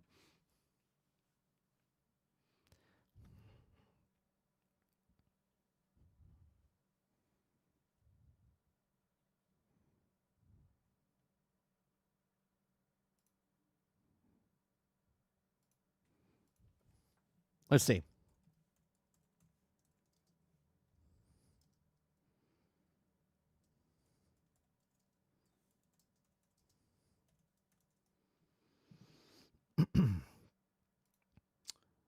Let's see here.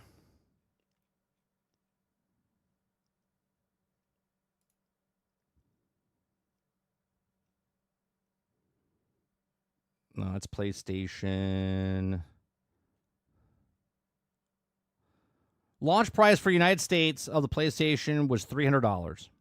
And obviously you would get a small percentage of people. 5%, 10%. Sort of like what's happening with the Switch right now. Right?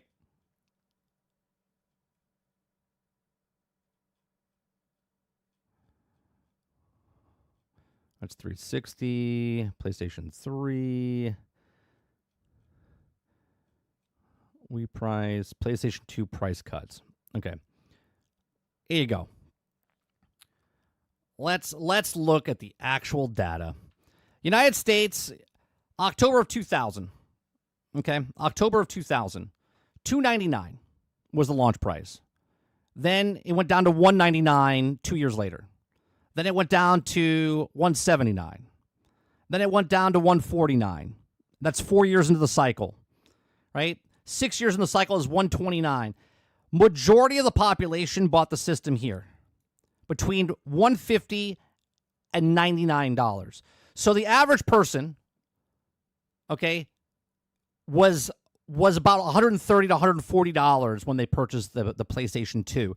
That's why it went to number 1, because this is the majority of the people that bought this thing were in this category. Nobody, I don't want to say nobody, But you're not getting 150 million people that bought the PlayStation 2 at $299. You probably got 20 million people to buy it at $299. Then you started getting people to buy the thing after the fact. More and more and more. Right? And this goes with all consoles. All consoles. Okay? Right? The Wii price cut. $250. People bought it. But it didn't get popular. It didn't get popular until the $200 mark. That was the sweet spot. Okay? And then you got after the fact. Okay? Same with the Xbox. Right? PlayStation 3, $499, $599. They didn't sell that many. When they lowered the price, years later, people bought it, and it still didn't sell very well because they refused to lower the price because they ate it. That's why they had to get out of the 3 as fast as possible. Right? Xbox 360 started at $300. I bought mine Xbox 360. I think it was at $250.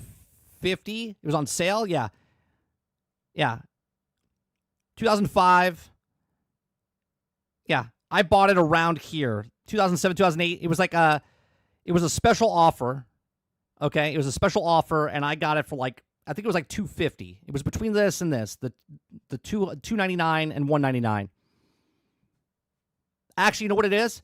I got $250 because I traded in my original Xbox to get an Xbox 360. It's the only console I ever traded in. That's why I got the discount on it.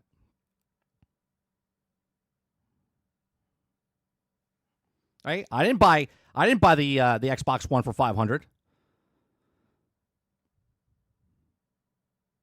I waited till that shit went down. A lot of people think that everyone buys systems at full price. There's still 67 million people on PlayStation 4 that never bought a PlayStation 5. 67 million people. Out of the 150 million people that owned a PlayStation 4, 67 to 70 million people are still on PlayStation 4. That haven't moved. That haven't moved over to the PlayStation 5 yet.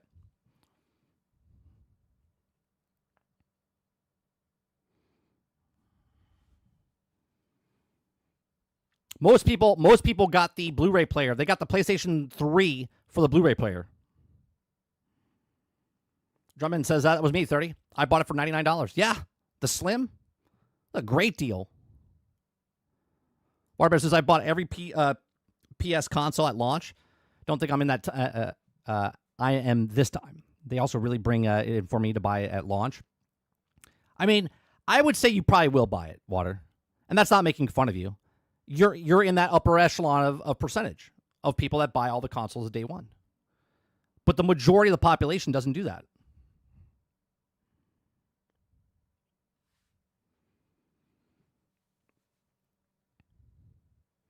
My PC 8 years ago cost me $1,100. $1,100. But I didn't buy it just for gaming. I bought it for editing. I bought it for playing games. I bought it for everything else it does, for business operations, right? I bought it for streaming, right? I bought it for all of these things. So it wasn't just I bought a $1,100 PC for gaming. That's all you could use your Xbox for or your PlayStation for. Hal says, I just don't understand why console fanboys are acting like everything will be fine. You're the people that also don't like to spend money, remember? That's right. That's right. They don't want to spend the money, but they're going to gloat to you spending the money. They don't want to spend the money on the $1,100 or $1,200 or $1,500 for a PC, but they're going to gloat and say, ha, ha, ha, yeah, I'm going to pay $80 for my games. I'm going to pay $700 for my system. Okay, cool.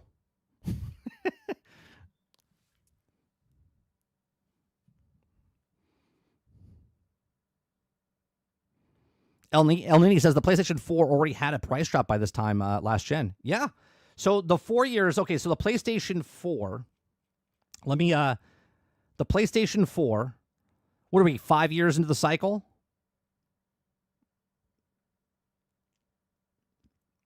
let's see, the PlayStation 3 years into the cycle, already had a $100 price drop. Okay.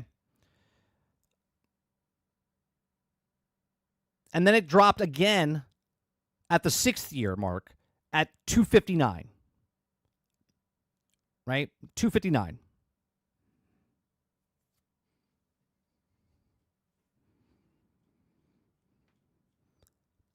PlayStation 3 had a price drop within the 5 years as well.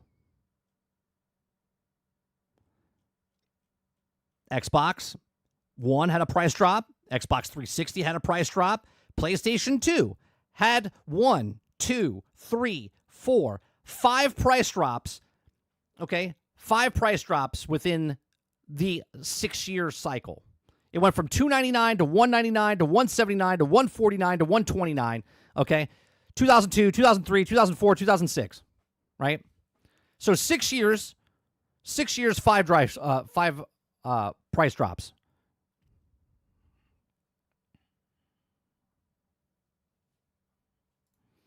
And here we are, 5 years into the cycle. We got PlayStation keeping the price at $500 for PlayStation 5, raising for PlayStation 5 Pro. Xbox off their rocker, okay, kept the prices exactly what they were the entire time for 5 years, and then they raised it $80 and $120. Like, what? They're crazy.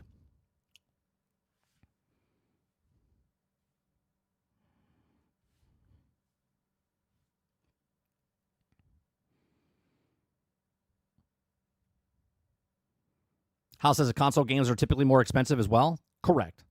Right. You're not only are you paying more 8 years ago, it cost you $1,100. So what's that in today? To $1,000. I have no idea what it was today.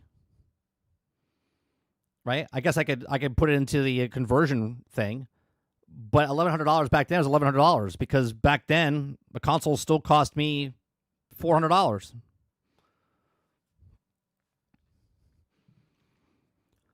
Plus, I used my PC to make money streaming, to make money editing, to make money, like, what are we talking about? What does my console make me?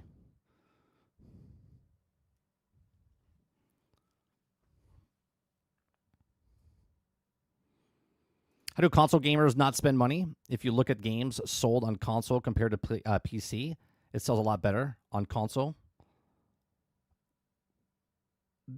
If you look by money wise, then yes, because they could sell less and charge more because the people on console are paying more.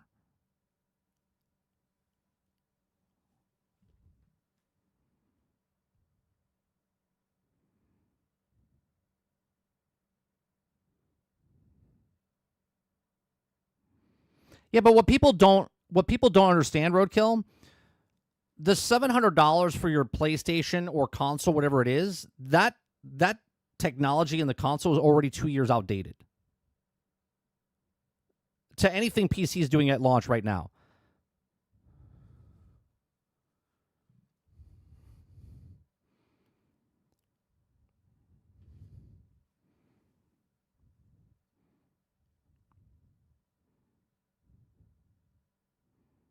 I mean, I did.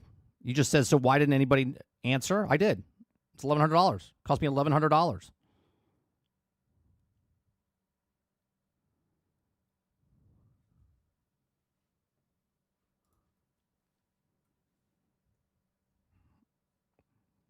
Right? Your statement right there is, why didn't anybody answer? I did. I answered you.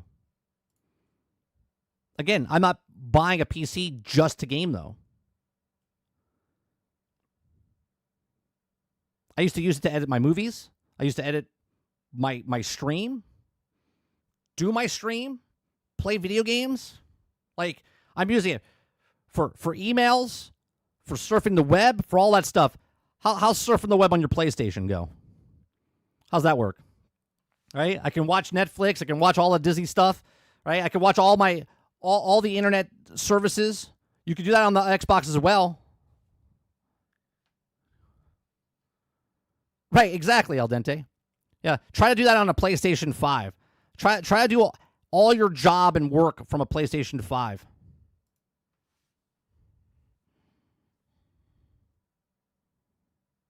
It's just silly to compare the two.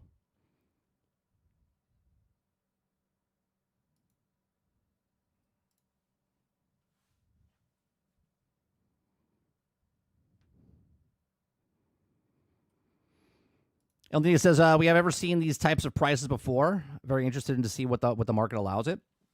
But we have. How much is a PlayStation 3 back then when it was $600? What would it be to now? It'd be about the same price as what you're paying for right now for the PlayStation 5 Pro, if not more. This goes down a rabbit hole, which I'm not going to push the button, okay? Because the price of these things are going up, but the people's cost of living is also going up, but the people's money that they make from their jobs has not gone up. So it's a completely different. It's completely different. It's not just a 1-to-1 ratio of, well.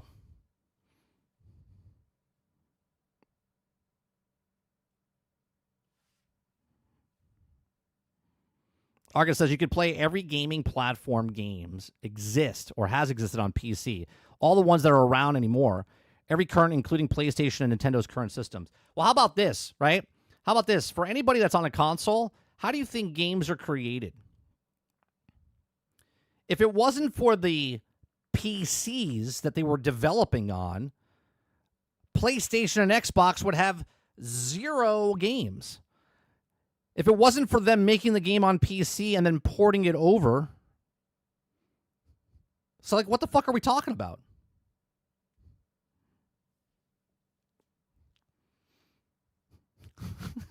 Do you think they're working and making games, right? Do you think they're working and making games just on the consoles?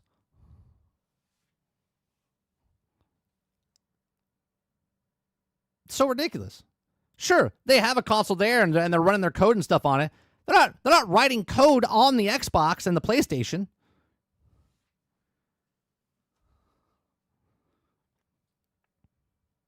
They got to make the code, do the things, and then port it over.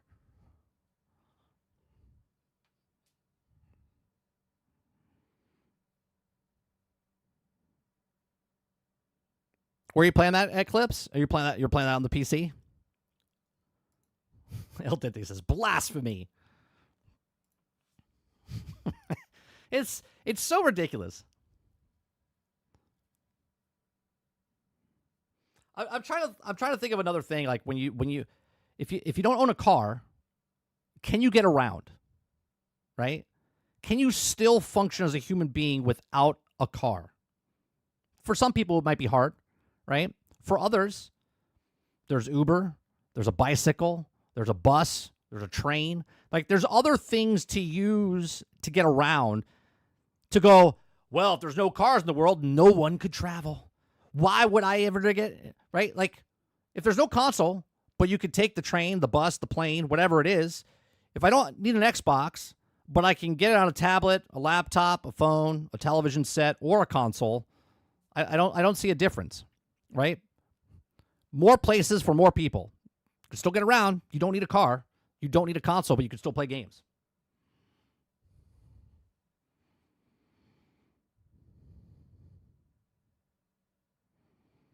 I'm not buying my PlayStation for work, though. That's just a stupid point to make. Well, no, it's not a stupid point to make. What I'm saying is, for $700, you're just buying it for games.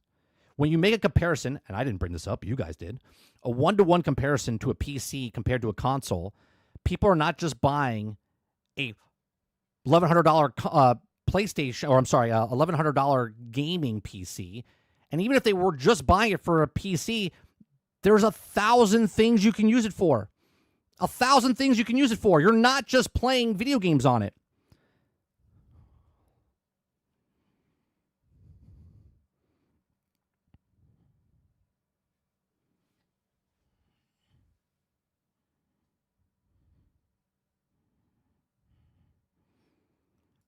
Ford says, as much as I love my Xbox, I think I'll be moving into PC after this generation since Microsoft doesn't seem to be interested in continuing the console.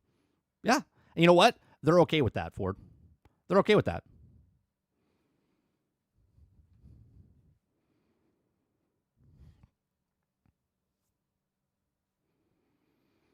Oh, 100%. The simplicity of the convenience of consoles is much better than PC if you don't know what a PC is, right? Think about when you introduce your mom, dad, or like older, right? Like you're young and a cell phone came in, right? A smartphone came in.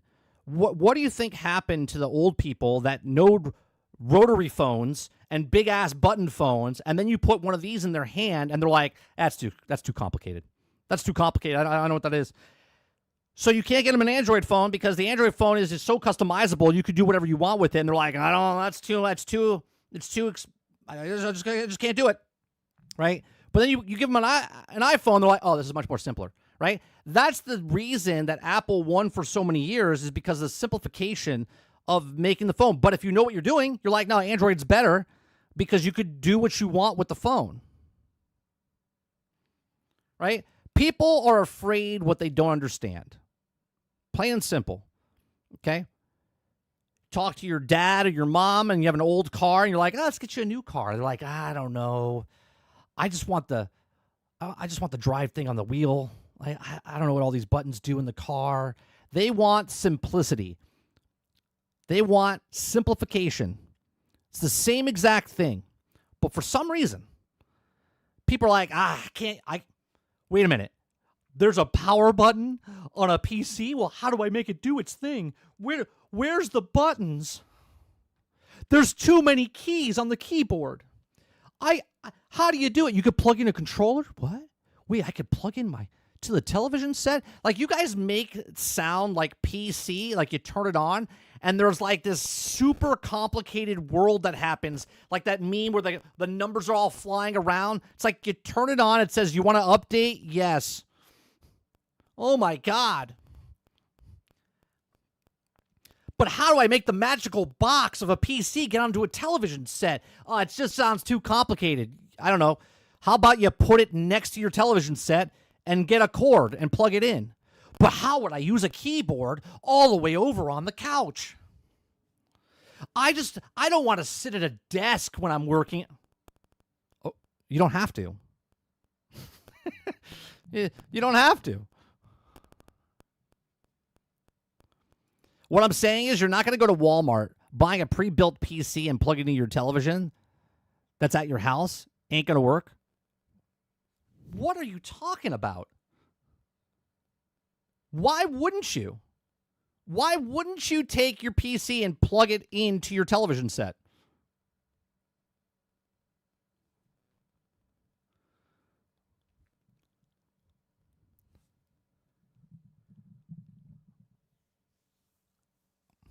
I'm just so confused.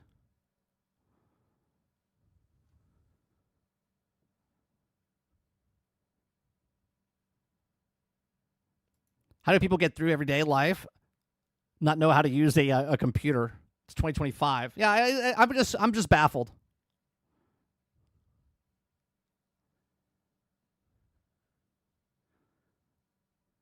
Eclipse says, I've just watched a video on a person talking about PC gaming and how complicated it is to have an antivirus to me. That means that you do not have a PC. I'm sorry. I'm just so confused.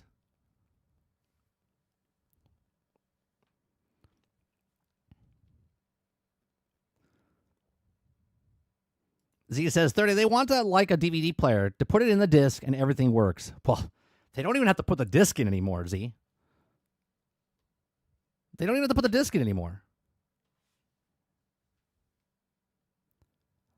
I don't know. The PC seems too complicated. And don't get me wrong. I used to work at the Genius Bar at Apple.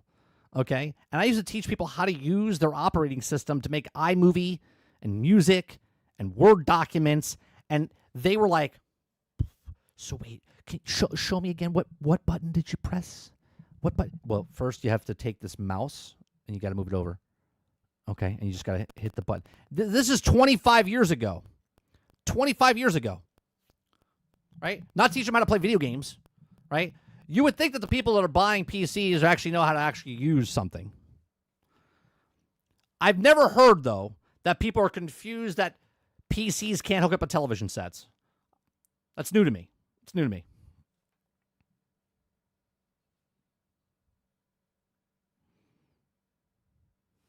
But then again, my dad's confused with internet television now. Every time my dad comes over to my house, how do I turn on the TV? The same way you turn on every television, Dad. In your existence of life, you hit the power button. You hit the power button. Yeah, but it's doing this thing. I don't understand what to do.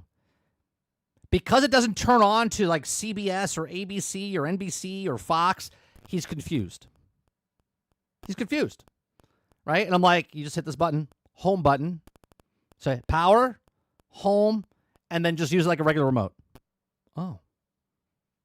Fast forward 4 months later when he comes back to the house, how do I turn your television on? Just a power button. Just a power button. How do you get this magical stuff appearing? What do you mean there's no cables?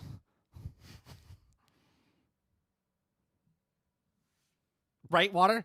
Give it a few more years. He'll be turning on with his mind. He'll be like, just think of it. Be like, how do I turn the TV on? Just think about turning it on.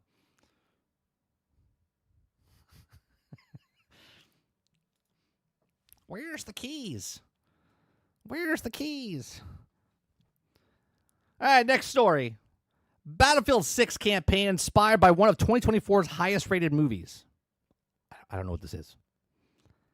All I do know from this title alone is if Battlefield's campaign's inspired by a 2024 movie, then it's not very original. That's all I know. If you guys like what I do here, we do this Monday through Thursday from 10 o'clock in the morning till noon Eastern. If you like it, hit that like button, hit that subscribe button. If you'd like to go above and beyond that, become a member as little as $5. Okay. Battlefield 6 campaign inspired by one of 2024's highest rated movies. Chat, without looking it up, do you know what the highest rated movie is in 2024? I do not. Is it Barbie? I have no idea. What is the highest rated movie of 2024? Okay. It says the upcoming Battlefield 6 is taking inspiration for its single-player campaign from one of 2024's most acclaimed films, Civil War. While the series is best known for its large-scale multiplayer combat, developers at EA Motive have drawn narrative cues from the silver screen. Battlefield 6 is slated for release by March 2026, although the exact date is still under wraps. Well, since then, they've also said that they might release it early now. So who knows? It'll be a surprise. It'll be a surprise. Battlefield 6 is currently in development at EA Motive, contributing primarily of a single-player campaign, while DICE focuses on the game's crucial multiplayer component. Motive is fairly recently established as part of EA, founded by Jay Raymond, a former Ubisoft executive. The studio is known for its excellent work on Dead Space Remake and Star Wars Squadrons, both of which offer a great single-player experience. Okay, in an interview with Inverse, two of the lead developers with Motive have opened up on the creative process. Both express how they also found inspiration in other media, with other particular works getting mentioned. Creative director Raman Campos has cited Loneliness, Lioness, a series about a real-life CIA operation as key reference point, while the senior producer, Philip, mentioned that Civil War 2024's film as reference seemed to confirm that Battlefield 6 campaign will not be a run-of-the-mill Battlefield experience. I have to say, if you're getting inspired by a thing that just came out in 2024, I think you're lost already. Now, that's not giving shit to the game itself. I don't know what the game is or what it's going to be, right? To me, for the footage that we've seen, all the leaked footage that we saw, it looks like Battlefield 3, Battlefield 4. They're specifically talking about the campaign, right? And now, obviously, they didn't say they just stole it straight up from Civil War, and not Civil War, the Marvel thing, Civil War, the series, right? But to make a brand new game, the game comes out in 2025, potentially 2026. So to come out and all of a sudden you're getting inspiration from a thing that just came out last year, that tells me you really haven't thought about this, right, very long, right? Because if they were already working on this for the last 2 years, but they started building the campaign and they got inspired by a thing that came out last year, I don't know, man. It seems like they really don't know what they have. So EA Motive bringing deeper narrative into Battlefield 6. According to Garland's movie depicts things that reflect the Motive is trying to accomplish with Battlefield 6 single-player experience. Civil War tells a story about a journalist covering a fictional American secession conflict. Okay, focusing on as much as suffering of individuals as on the conflict itself. Also reveals that the similar of the Paramount Plus TV show, Lioness, is a campaign featured talented but ordinary people put extraordinary situations. The distraction is distinct, or the direction is distinct in a franchise better known for multiplayer gameplay and large-scale warfare than exploration and complex narratives. Although a few great storylines exist in Battlefield, while multiplayer is still one of the core components of the care Electronic Arts is putting into Battlefield 6 campaign with motives, involvement could pay dividends, okay, on competing against the likes of Call of Duty in addition to single-player campaign. Developed with the help of Creation Motive is also designing multiplayer maps for the game alongside DICE, perhaps including a few influence there as well. While narrative is ambitious, Battlefield 6 promising, many of the fans are likely looking forward to engaging shooter experience first and foremost. However, Campos recognizes that Battlefield isn't Dead Space, and they aim to provide both narrative depth and a slower pace. Though a nails combat Battlefield is known for, it also should bode well for the franchise. I don't know, man. I feel like for the footage we saw, for the leaked gameplay, and now what we're hearing about the campaign, I really feel like they're just kind of phoning it in. And hear me out with this, right? When I say phoning in, they're trying to all hands on deck and make the quickest turnaround possible, right? They don't want to kind of come up with an original story because it takes time to come up with stuff, right? I know. It takes time to come up with stuff. They don't want to take time. They want to just borrow from other things and kind of implement it in a different format, right? So, like if I was inspired by a movie, I can write a book based on what I saw in the movie. It's a different piece of entertainment, right? That's a television show. They're telling that story. Sounds like almost the same story of these two different types of shows and putting it in a different format where people probably wouldn't tell if it's from these types of things, okay? So they're kind of phoning in the campaign story just so they can have something to work on pretty fast. I feel like they've picked the format of Battlefield 3, Battlefield 4 because they already have the assets for that type of stuff, and they can flip it around pretty fast. Again, just my thoughts, okay? But I feel like the reason that they're picking Modern Warfare, I feel like the reason they're picking is not because Battlefield 3 and 4 were the most beloved. It's because they were the most beloved, and they have the assets. It's modern-day type of stuff, and they can flip it faster than anything else. Because anything in the past, they would have to, like, rework, redo type of stuff, where this is already minimal viable product, where they can take the stuff, make it into something new with the stuff they already have, faster turnaround time, campaign. They don't want to come from scratch. They want to make something of a story that's already established, and they can just implement it in their game as well. I could be wrong, but who knows? These are just my thoughts. Let me know yours in the comments section down below. Please make sure you share, like, subscribe. Let me know what you think of the Battlefield 6 campaign inspired by some of the TV shows back in 2024. 2 shows from 2024. Let me know what you think. Do you think it's phoned in? Do you think it's minimal viable product? Do you think this game is going to come out and it's going to just blow people away? Visually, obviously. But do you think the game is actually going to be complete when it comes out either later this year or by March of next year? Let me know in the comment section down below. Please make sure you share, like, and subscribe, and I'll see you guys in the next one. Thanks for watching.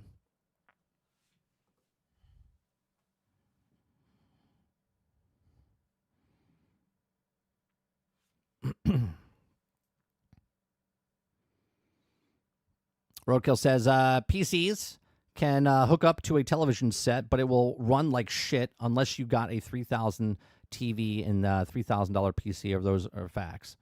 That's not true. That's not facts.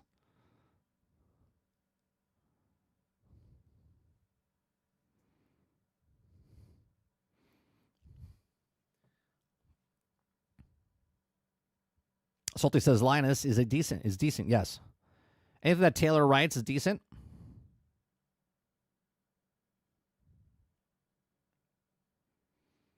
Yeah, I think they're just tacking it on. I feel like it really is like the last ditch effort type of thing. They're like, well, we got to put something together.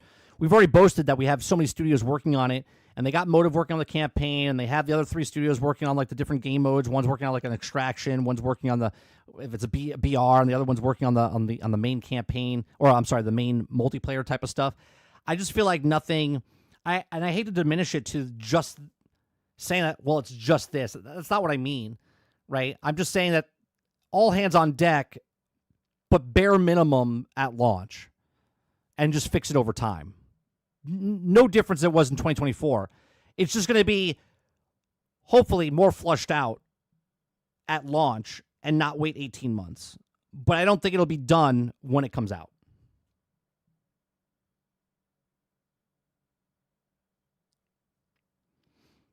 He said, acclaimed film, Civil War. Yeah. While the series is best known for its large-scale multiplayer combat, the series is best known, he's talking about Battlefield. So if you misheard what I said as far as Civil War, the series, no, while the series is best known for its large-scale multiplayer.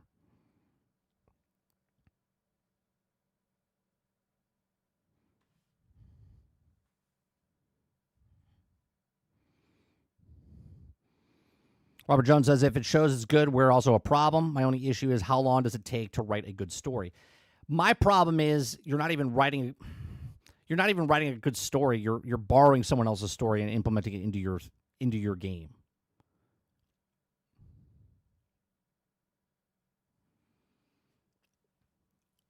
Some scripts, Jones, original scripts, could take years to flush out and make good. Even when they take a story where they adapt it from a book to a film, takes years.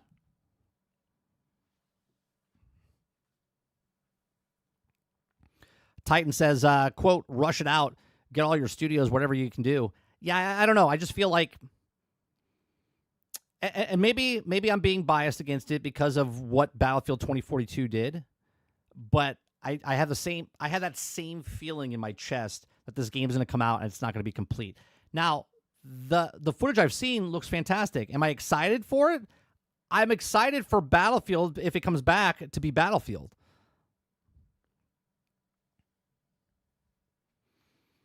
Is that the one, Salty? The one with not Claire Danes. No, is it Claire Danes? No, what's her name? Where she's the photojournalist and she's behind enemy line type of stuff. Is that what that is? I swear to God. Kristen Dunst. Yeah. Can you imagine if in the campaign that's what we are? We're just fucking journalists. I swear to God. If that's what we're doing in Battlefield's campaign, bro.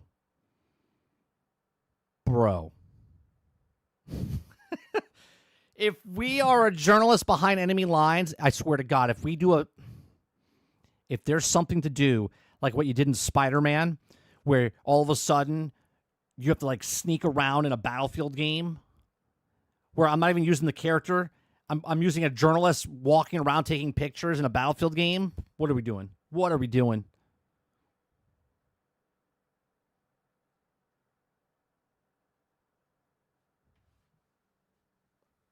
Yeah, the Mary Jane connection. Can you imagine? Oh, God. If they are doing the exact... Because if they're borrowing, they're like, oh, that's good. Yeah, the campaign. It'll be different. It'll be something that they've never done before in a Battlefield game. You get to be a photojournalist in a war zone. It'd be like, yeah, that sounds great. That's what I want. That's what I want to play in a military shooter game. I want to be a journalist taking pictures.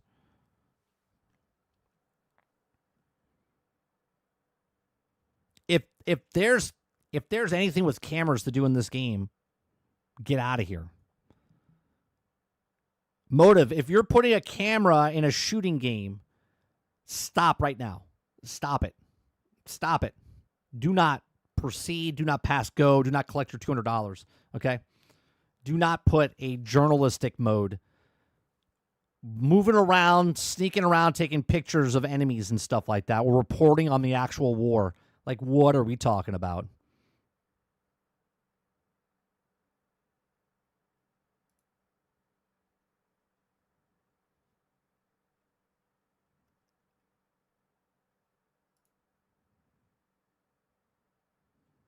What is this one? Another Battlefield. Battlefield Labs gameplay leak confirms return of Battlefield 5 gameplay mechanics.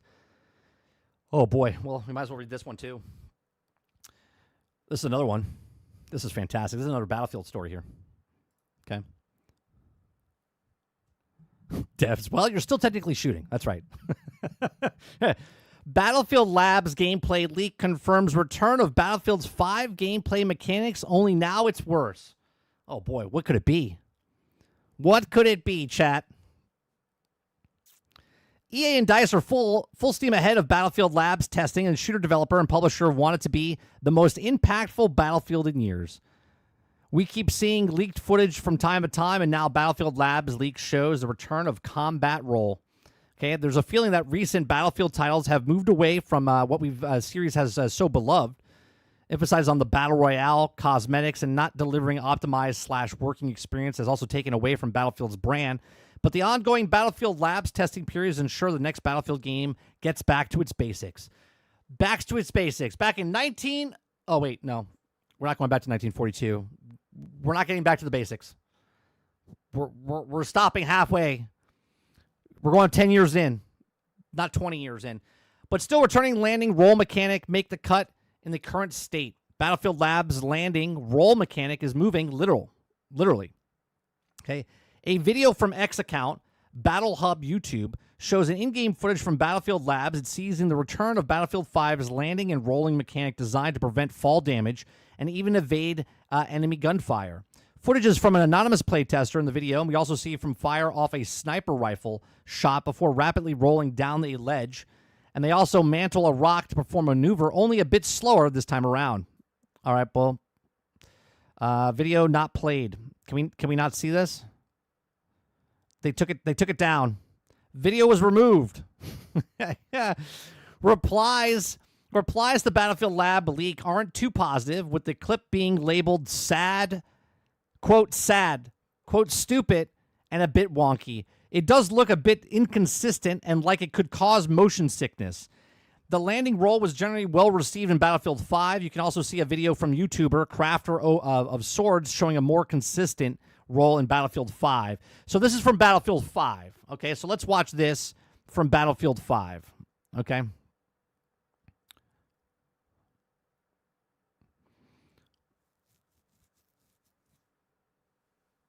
So there you go. You could jump off and not hurt yourself by rolling.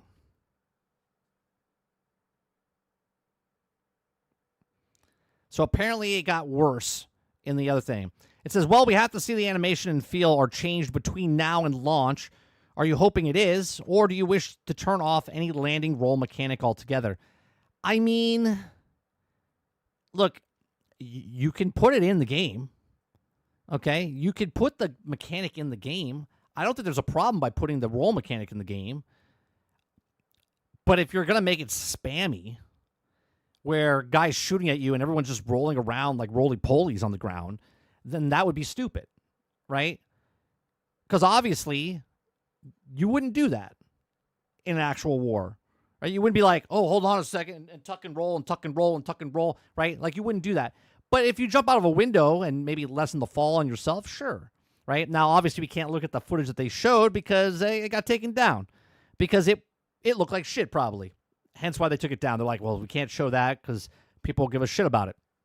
Well, we're going to give you shit about it anyway because you took it down, meaning it was probably bad. It was probably bad. Yeah, I have no problem with the mechanic that they're going to add like that. Just make sure it's not spammy, where I'm shooting at you, and instead of hopping up and down like this now I'm just rolling on the ground. You know what I mean? I think it's pretty self-sufficient. I mean, I don't think you need to, or self-explanatory, I should say, right? If it's spammy and I don't have like a cooldown and I can just constantly roll without ever like taking a break, well, that's stupid. Okay? It's just like in Call of Duty where you're like diving all over the ground and you're like twisting and turning all the different ways. That just ruins it. Salty says, I saw the roll. It's whatever. As long as it's not spammy, Salty, I'm going off of not seeing it. Like the one they showed is fine from Battlefield 5. If it's like that, cool. If it's where I can constantly roll, then no. Because the way they describe it is that he's constantly rolling.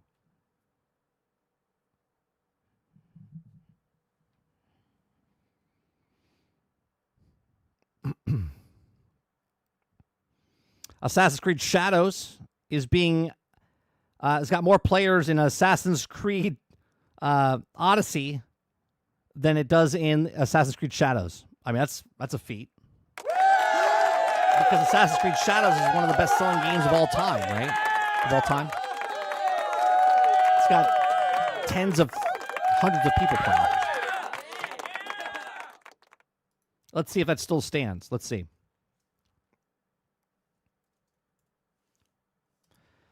Assassin's Creed Steam charts as of right now is 5,000 people. 4,446 people. Okay, let's see.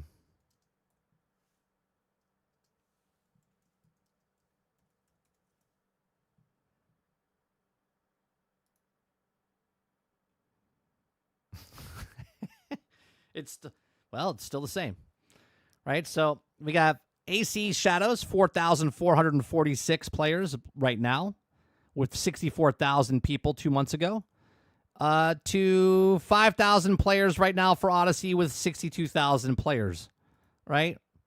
So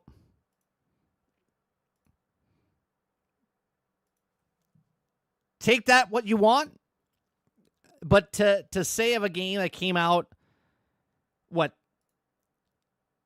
6 years ago compared to a game that came out 2 months ago and people are playing Odyssey more than they're playing Shadows says a lot. Says a couple things, actually. Okay? It says a couple things, actually. It says that maybe these people didn't buy this at full price and it was on sale recently, I would assume, because there's a big kick here over in December. So there was probably a sale going on. Because there was 31,000 people playing this in December. Okay, so I'm assuming there was some sort of sale going on and people bought it because it was cheaper and they bought it because people don't buy most people don't buy games at full price.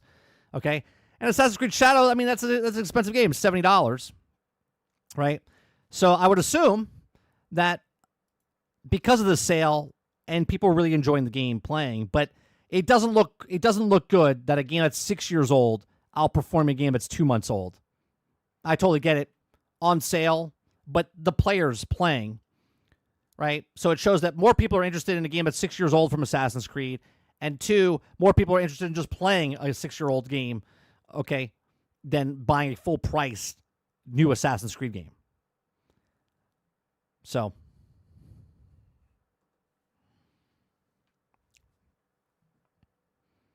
where are those articles? I thought it was the best-selling Assassin's Creed on Steam. Well, it is.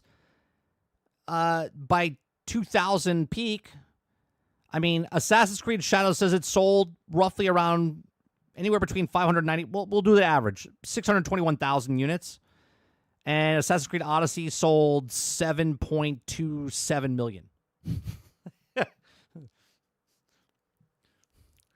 That's what it says, right? So there it is. This is Assassin's Creed owner estimate, right? Between 591 and 681, right down the middle is like 620, 630. Okay. Assassin's Creed Odyssey, between 4 and 7 million, right down the middle, we'll say like 6 million. 6 million.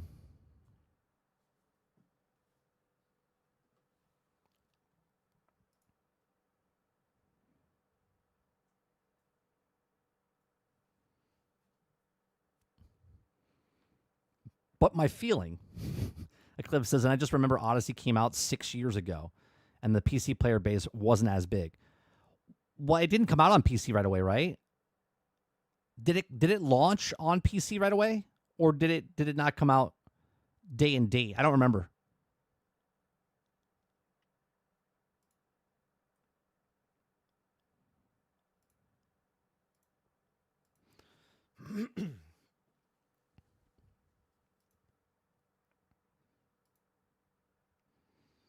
Oh, let's see here.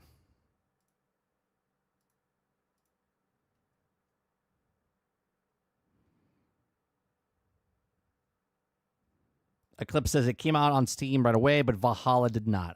Valhalla wasn't the one. Salty says, I'm like Sarge. I'm over Ubisoft. I just never... I don't know. I like Division. I'm interested in Division 3, Salty, if and when they announce Division 3 and show us stuff. but I'm done. I'm done with Division 2. And I really like that game. I do like the game, but we played it. We played it for like 5-6 years.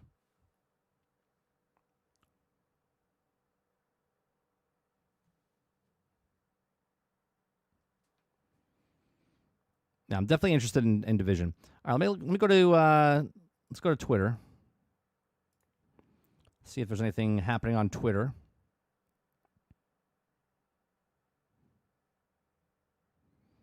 I almost got my second character. I got my Pyro class in Towerborn. He's at almost 49. So I got my dagger guy to 50. I got my Pyro class guy almost to 50.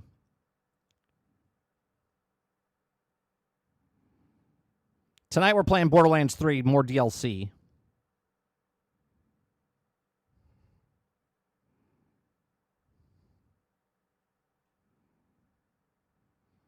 Stalker Trilogy Remaster release date announced.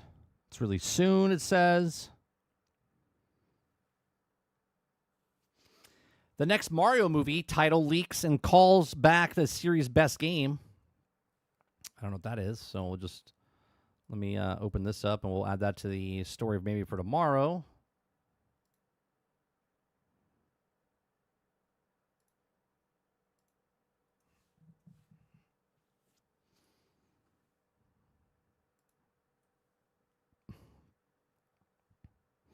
Assassin's Creed Shadows team up with Dead by Daylight May 27th.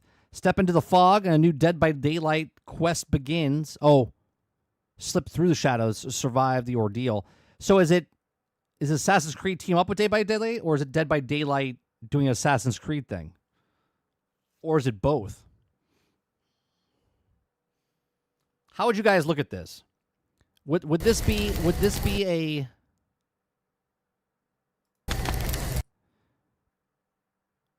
Would this be a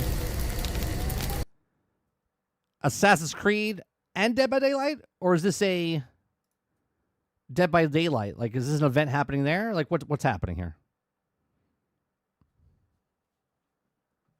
Explain to me, chat.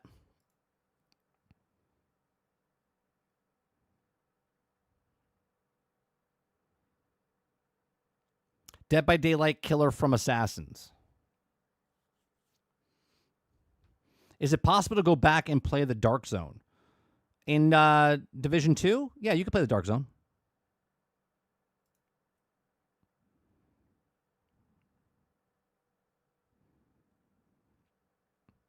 Oh, guys, there's a video, 12-minute long video of the Shire. Should we watch that? To explain what the Shire is. Tales of the Shire.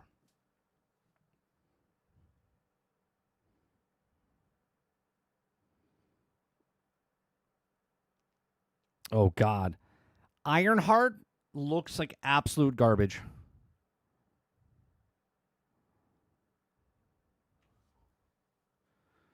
El Dente says, I really want that game to be good. I kind of want to watch the 12-minute thing just to see what it is.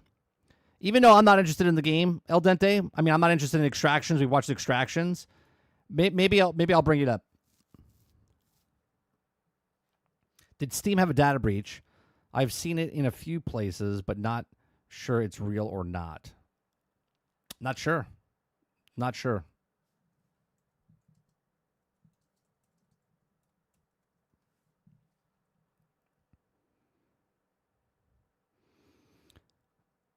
"12 days ago, they had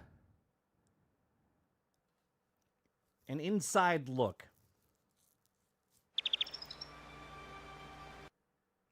Let's watch it. Let's watch it. We like to give games an opportunity.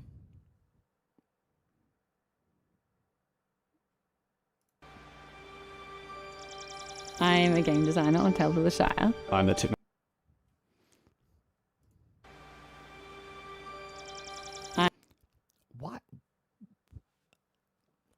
Why does everyone always color their hair?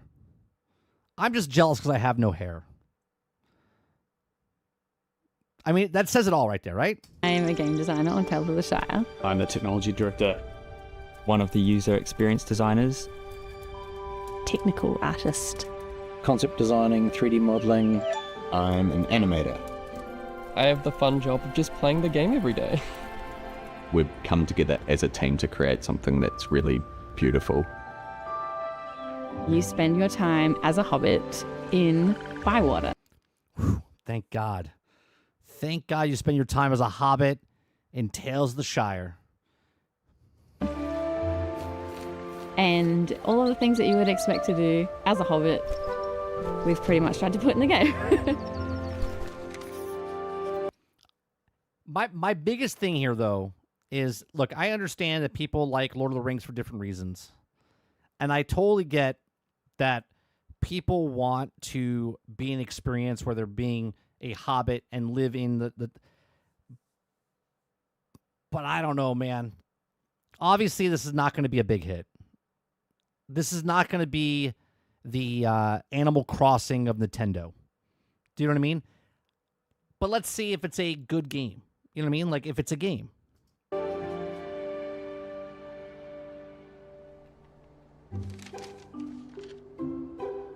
I've been involved since the very beginning of the project, really trying to get the kind of foundations for the game set up and working out how we wanted this to look. The very first image I was looking at was Tolkien's illustration of the Shire, and it was that stepping off point of how to do our world's version of that. Hey, I just want you to take a note. Is he drawing this on the Xbox or the PlayStation? No. No, he's not. He's making a game on a PC. Hobbiton has been seen so much in the films and talked about it. We thought it'd be nice to kind of bring our world to an area that hadn't been explored as much, which was why we ended up at Bywater. Kind of wake up in the Shire, and the first thing you get to do as a player is choose what kind of hobbit you want to be. And then I do like the art style. I think the art style fits what they're going for here. you get to arrive in Bywater in a cart with Gandalf. And I think for anyone who wants to experience life in the Shire, I think that's how they would want to arrive. You're able to kind of change your hobbit, the shape, the tone, the personality, everything, so that you truly can. Here's the thing. If you're a big Tolkien fan and a Lord of the Rings fan, and the character customization goes above and beyond what you was explained by Tolkien himself within the Hobbit world, it will get shit on. I'm just letting you know. If this is not canon, and what I mean by canon is, like, if he says that this is the beings that live there, and you can make a being that didn't look like they lived there, then people are going to give this shit. And, you know, kind of create this Hobbit version of yourself or Hobbit character that you would like to partake in this story. We wanted to make sure that you can change everything from your face shape to your foot hair, but no Foot hair. shoes. No shoes for hobbits, though. Part of the challenge with letting the player create whatever character they wanted meant that there were a lot of technical things that we had to get around. So we created a modular animation system and an emote library. Should we do it again? Our dialogues are kind of like little interactive storybooks, and as you read them, the characters do these Ron says drop the price. gestures or sort of strike a pose. This one is, without looking, that's annoyed. If the character says something and they're clearly annoyed about it, we play this one. Something I did in the game that I love that people don't really notice is that the hobbits look at each other. That is a very technical thing, and I was able to. I mean, cool. It's not horse testicles growing and shrinking, you know, but NPCs looking at each other. Okay. To do that alongside our animation team, who were able to obviously make the rigging and the bits we have in those 3D models. And it was one of those things that when it wasn't there, the game looked lifeless. And when it was in there, the magic happened. Home decoration is kind of one of our core ways of expressing yourself in the game. very early on, we actually decided on making it gridless, so that you don't place anything on a square within a grid, and That's to be a cool. really powerful tool for the player to be able to place. I mean, that's just like Valheim or Dragon Wilds, where there's no grid. It's just place it where you want, which is authentic to what a hobbit would do by just cramming shit into their hole. Anywhere they want, and also change whatever they want. If you want to, you can cover your wall with shelves and pictures and all of that, and you can put individual items on every shelf, big items, small items. There is no limit to the kind of stuff you can have in your house, which allows the player to kind of engage in a clutter core. I wonder how that affects, because the creation engine, obviously, it keeps all the shit there. I wonder how this affects, like, the more shit you put in your house, the slower your computer's running, the slower you're going to see it happening on console. Experience. One of the issues that we faced really early on was how we would actually get the camera in there for the players to be able to have a good viewpoint into the hobbit hole. And so one of the very early ideas was taking this approach of almost like a doll's house that you could open up and you could sort of see the internals of the structure. That's cool. The camera system. That's an interesting concept to do, where instead of like following through the cubby hole of their house, so you feel like claustrophobic, they let it go up above and it sees through the walls and stuff. Is very dynamic and adapts to all sorts of different sort of situations. When they go into the hobbit hole, the camera sort of sticks very close to them and follows them through.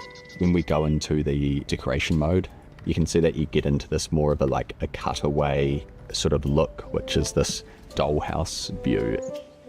The end result looks straightforward and it sounds straightforward, but technically it was a very difficult sort of process.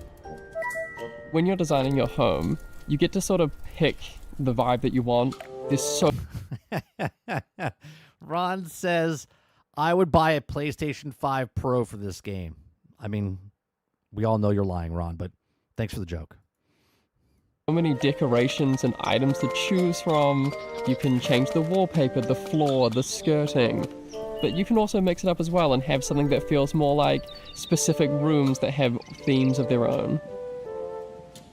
The furniture aspect was kind of cool. I have to say, okay, as much as I'm making fun of the game because it's a Lord of the Rings game, and like this is the last thing you would think of a Lord of the Rings game.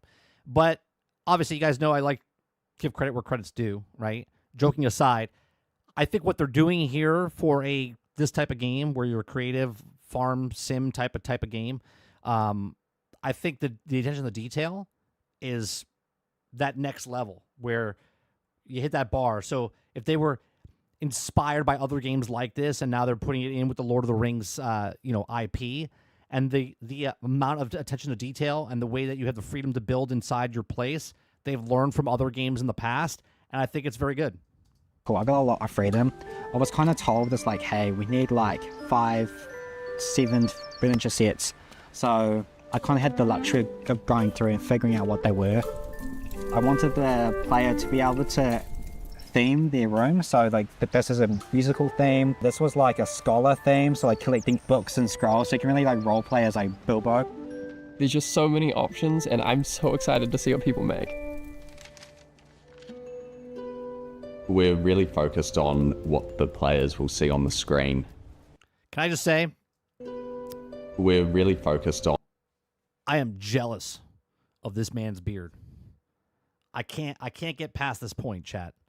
Right? Like, it gets out of control to try to grow it longer. I mean, props to this man. It takes patience and time to get your beard that long. And longer, obviously. On what the players will see on the screen.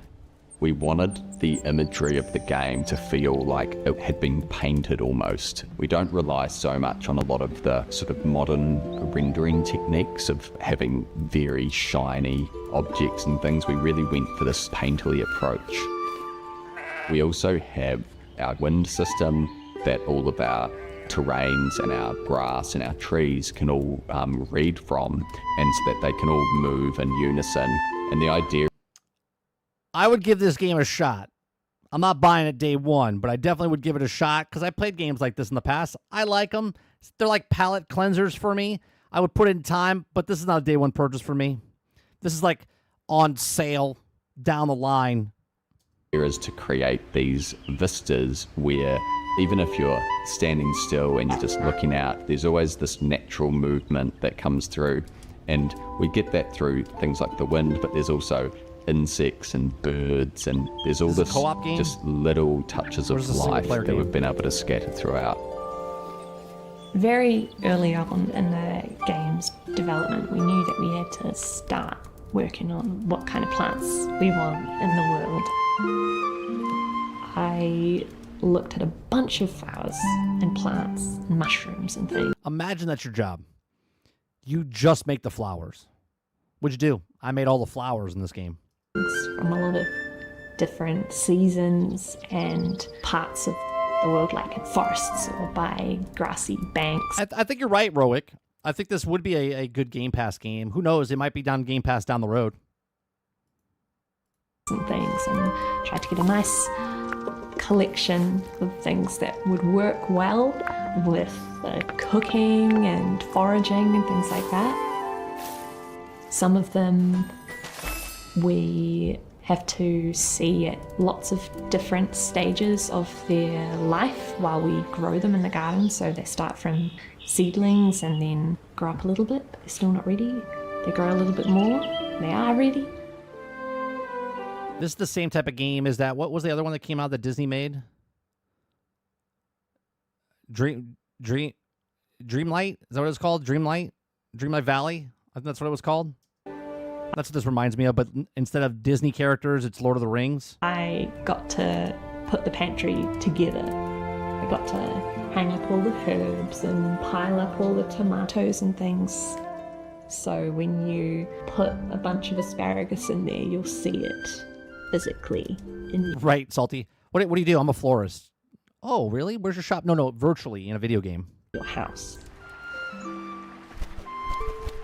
The birds are our navigation system in the game. On your map, you can say, I want to go over here. Or if there's a tail who says, go and find Farmer Cotton, the birds will know that you want to go to Farmer Cotton and they'll give you a path. And then on things like signposts or rocks or trees, the birds will land on them, and facing that direction, that's them telling you to go that way. That's cool. So they'll fly in, sit on. That's interesting.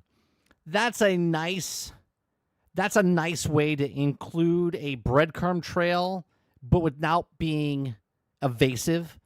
I hate when they ruin the landscape of games where you're following just a fucking breadcrumb trail. It's glowing red line or whatever the hell it is. They have the birds land, and they just land and point in that direction, so it's just kind of like blends in. That's nice. It's almost like when you're doing the parkour in certain games, or you're exploring in certain games, and they have the yellow like paint or something so you know where to go. On the signpost, and if there's like a right or a left arm, they'll sit on the left because they want you to go to the left. And the birds will just really discreetly tell you where to go. I like that. I did a lot of the implementation and setting up the bird system so that they knew where they could go and where they could direct the player. So I placed all of these points on this blue grid that the birds can kind of... Look at that. It's a PC. ...read to know where to go. Yeah. I'm hoping that the players, when they realize what the birds are doing for them, it will sort of embed them further into the world of Bywater and feel like, oh, this game knows that I don't want to be thinking about anything outside of the game itself. It's about, meeting new characters and making new friends. So it's a single player game. This is not a multiplayer game. This is not a co-op game. This is a single player game. Finding different ways to relax, whether it's fishing or tending a garden or decorating a house or just customizing your personality and your hobbit. We really hope that people will enjoy it, but also that they'll find a space there to represent themselves and to capture that dream of living a life in the Shire. Just kind of escaping from life out here in the real world. Yeah, no, I think it is a palate cleanser, you know what I mean? So PlayStation 5, Xbox Series XS, Nintendo Switch, and Steam. I look, again, it's not a game for everyone. It's going to be a very small population. I think it will sell really well on Nintendo, for sure. I think that's what type of game this is. Just based on what it is, obviously it's meant for people that are Lord of the Rings fans, more female-oriented on the Lord of the Rings side, where they liked games like Animal Crossing, and I liked Animal Crossing. I thought it was great back in the day when we played it, okay? Not the Lord of the Rings game I would want. Like, I like, to be honest, what was the one we played? Mordor? Return to Moria, right? Return to Moria. When we played that, that's basically a cozy Lord of the Rings game. Do you see what I'm saying? But the difference between what that game is and what this game was, that's a cozy game where it's still adventurous. You still feel like you're part of the Lord of the Rings like era. This is, you're in the Lord of the Rings, but you're just in the Shire. You're just in the Shire. I get it. It's definitely a niche game. Looks good though. It does look good. I just hope it does well, because it is a very niche community. Hopefully I'm wrong. Hopefully it blows up and people buy it left and right and it makes a lot of money. But I would say this game maybe sells 2 million copies total. But we'll see.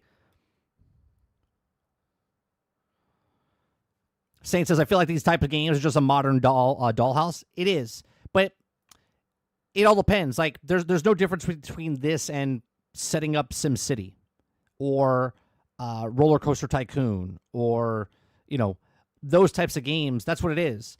Sim builders, farm games, that's what they are. They're just dollhouse-esque type of stuff, like making miniatures, making sets, building your stuff. I mean, Stardew Valley, same type of game like this. Now, there's no combat or anything in this, but that type of game, there's a big population for it.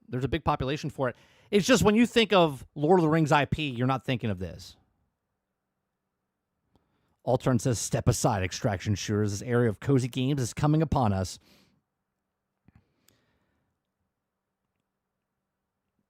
Yeah, look, I like games like this where sometimes you just don't need to blow up anything. You don't need to shoot anything. You don't need to murder or something. You just want to play a game. Like, I would put this in the same type of game as like Power Wash Simulator.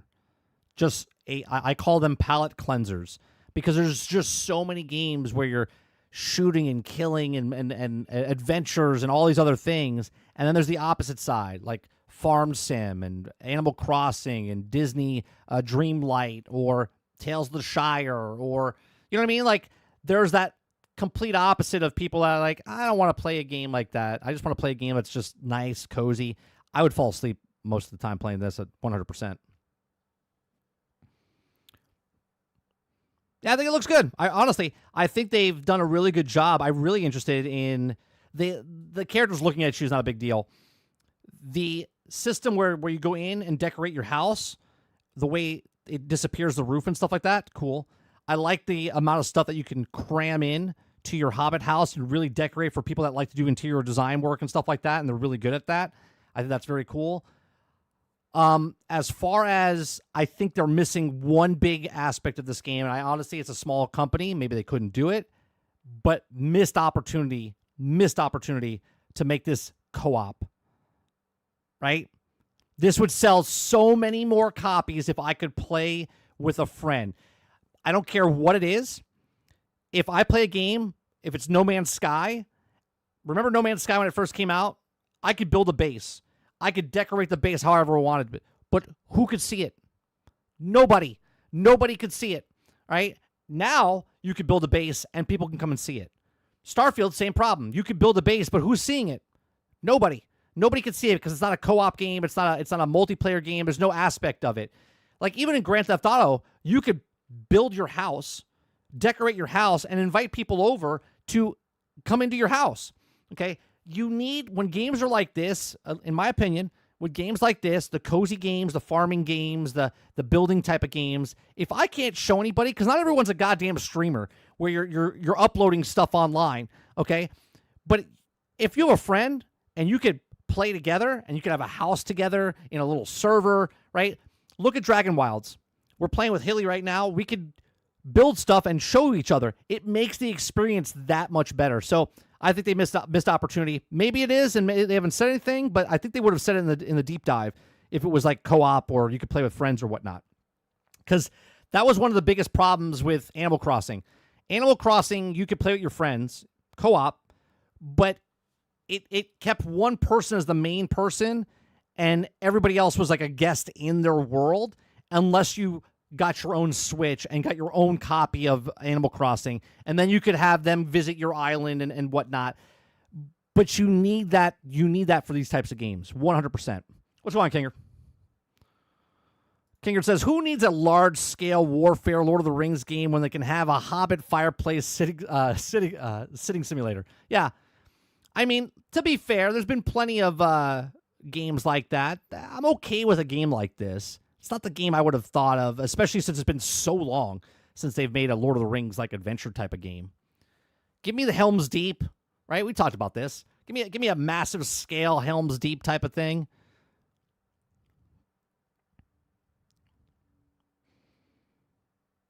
This, but like the one that you Tiny in the backyard. Oh, you're talking about Grounded. Yeah, like Grounded. See, like Grounded, where you're like building stuff and you're working together with a group of people. That's what you need for this. Like if I have my own world in Tales of the Shire, and then I can join Kingard in his world, or I can join Roic in his world, and I can help build that world. And then when we play together, we can continue building it. That's what it should be. There's something about when these games, I don't know,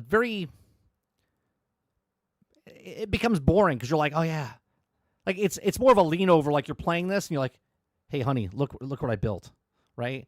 Or she's building something, hey, look what I built, and you're like, oh, that's cool, right? Like that's the only person that can see your stuff. Like you see it, you're like, oh, it looks so great, but you can't share it with anybody besides like picture and like social media. Altern says maybe the devs only had the right to the one page, and they talked about the hobbits, so they have to have come up with this game. Maybe they're like, all right, we have one paragraph of Tolkien's page. What can we do? Well, it's got the Shire in it. What about we make a game called Tales of the Shire? They're like, brilliant, let's do it. What can we do in the Shire? Well, we're not allowed to leave the Shire, so we can only make the Shire itself. They're like, okay, sounds good. Right? You know, we're making fun of it all turn, but I bet you that's what happened. They're like, we can't go outside the Shire. So Shire it is.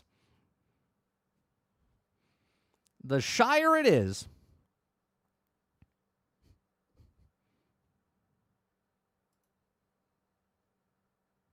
That's how it works. Oh, I forgot Lucas's birthday's a couple days after mine.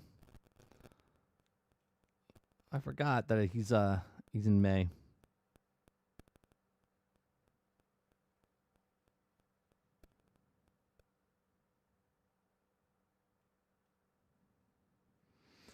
Yeah, they're promoting Ironheart right now, and let me tell you that the show was done in 2022. It's now 2025. This show is going to bomb. I think this is going to be the worst show that came out on Disney Plus for the Marvel series.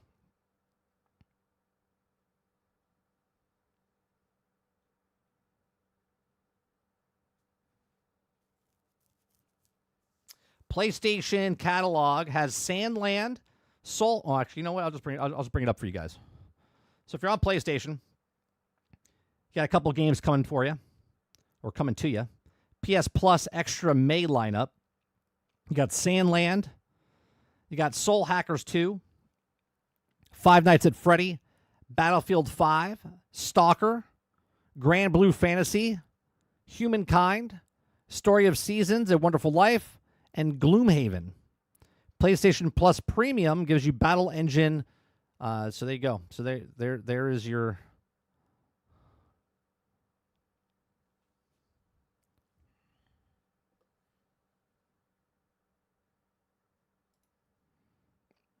What else we got here?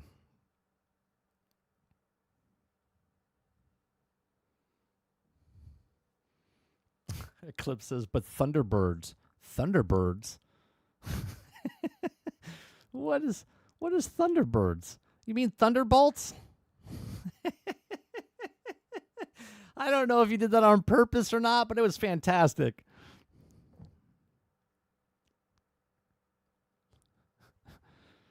Yeah, Thunderbirds is great. Love Thunderbirds.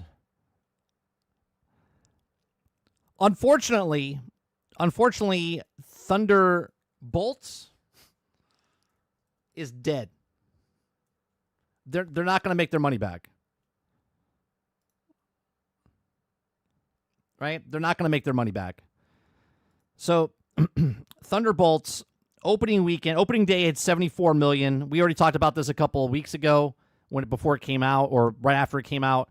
I said that it made as much money. I think we talked about it actually last week on GXG.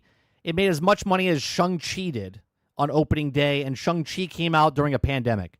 That's not very good, right? It wasn't good when Shang-Chi did it, and now this came out and it made less money, okay? Less money than what Shang-Chi did during a pandemic where no one was going to the theater. People actually can go to the theater, and they chose not to, okay? Domestically, 130 million. Internationally, 143 million. We don't have a Snow White situation here, but we also don't have a blockbuster here. Okay? It made 31, 24, 17.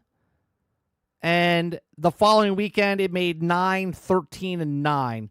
This is done, dead in the water, because not only this next weekend, just a couple days from now, is the last time it's going to make some money. And if it dropped from 31, 24, 17 to 9, 13, 9, we're talking about it's going to be at like 4, 5, and maybe 7, okay, the following week. After that, you got Lilo and Stitch coming out, and you have the new Mission Impossible movie. This movie's done. This movie maybe hits 325 million, which is about 150 to 200 million in the loss category for this movie. Not going to make it money back. And again, the marketing rights or the marketing team, the way they did this, absolutely mind-boggling. Mind-boggling. There's a picture on the internet that shows like the Thunderbolts came out on the side of a building, and then when the movie launched that weekend, the next day, they ripped off the Thunderbolts and asterisk said New Avengers. And then a couple days later, they put Lilo and Stitch, or I should say Stitch, outside of the actual, like busting through the actual advertisement. And then it's just Lilo and Stitch advertisement now. They already got rid of it. It's already gone. Already moved on to the next thing. They know, Disney knows that this is done. Not going to make any money. Right? Now, people that watched it, it's actually doing pretty well. Okay? It's actually doing pretty well. Here, let's go to, Rotten Tomato?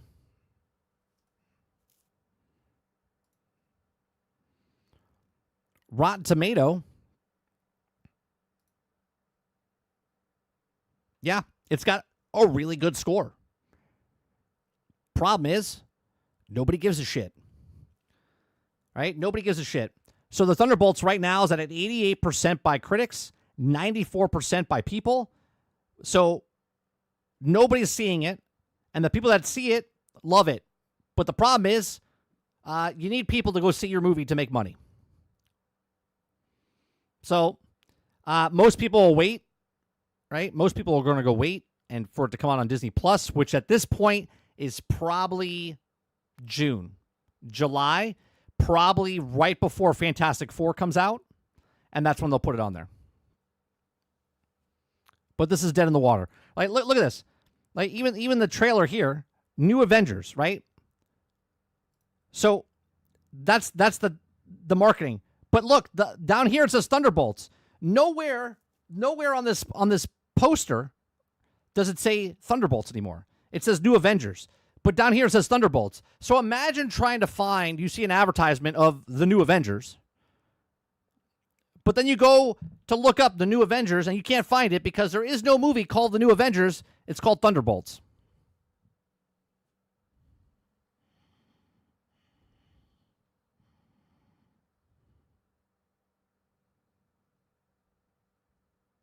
Yeah, it's done.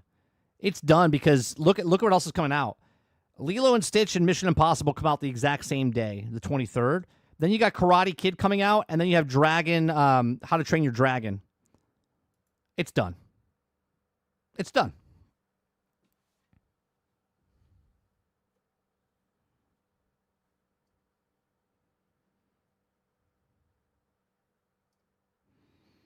Oh, Final Destination. Bloodlines is coming out this weekend. I don't even think Thunderbolts beats that this weekend.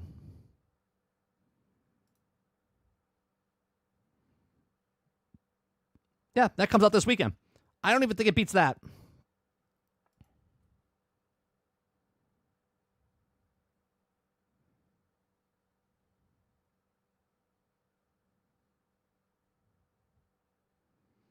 Where is... Did Minecraft break? Minecraft is below $1 million. Ooh, so close. It comes out on DVD. I think it's out today. Or yesterday it came out. Yeah, it's done in theaters. It came out on DVD, so they're done in the theaters. Oh, so close. I said that Minecraft would break 1 billion. I said 1.1 billion. So close. It's at 910 million. They're done. It's done in theaters. It came out on May 13th on digital. So you can rent it at home now and purchase it. Damn it. I would have been so close. That's not bad, though. That's not bad. People thought I was going to make less than 200 million. I said 1.1 billion. It made 910 million.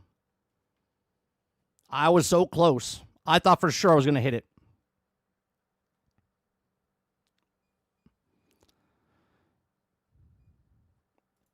Yeah, I wanted to see Final Destination. I love horror movies. Horror is the best genre of movies, I think. It's the cheapest. It's the cheapest to make, Roadkill. Oh, yeah, it sold a shit ton for stuff in the theaters. All right. That's going to do it for me today, this morning. We'll be back tonight, 8 p.m. Eastern, to play some video games with Sarge. So come back 8 o'clock tonight over either on 30 and Still Gaming YouTube channel or 30 and Still Gaming's Twitch channel. We'll be doing simultaneously streaming, dual streaming on both those for our gameplay. We do that Monday, Tuesday, Wednesdays, except this week we had a problem. So appreciate if you guys come out and hang out. If you guys want to hear the new song by our AI of John Walker, I'll play that at the end of the show. So if you missed it in the beginning of the show, we did a John Walker song talking about skipping bosses. I'll play that for you guys at the end of the show. Appreciate it very much. You guys hit that like button, hit that subscribe button. If you'd like to go above and beyond that, become a member as little as $5. I appreciate it very much. I'll see you guys in the next one. Peace.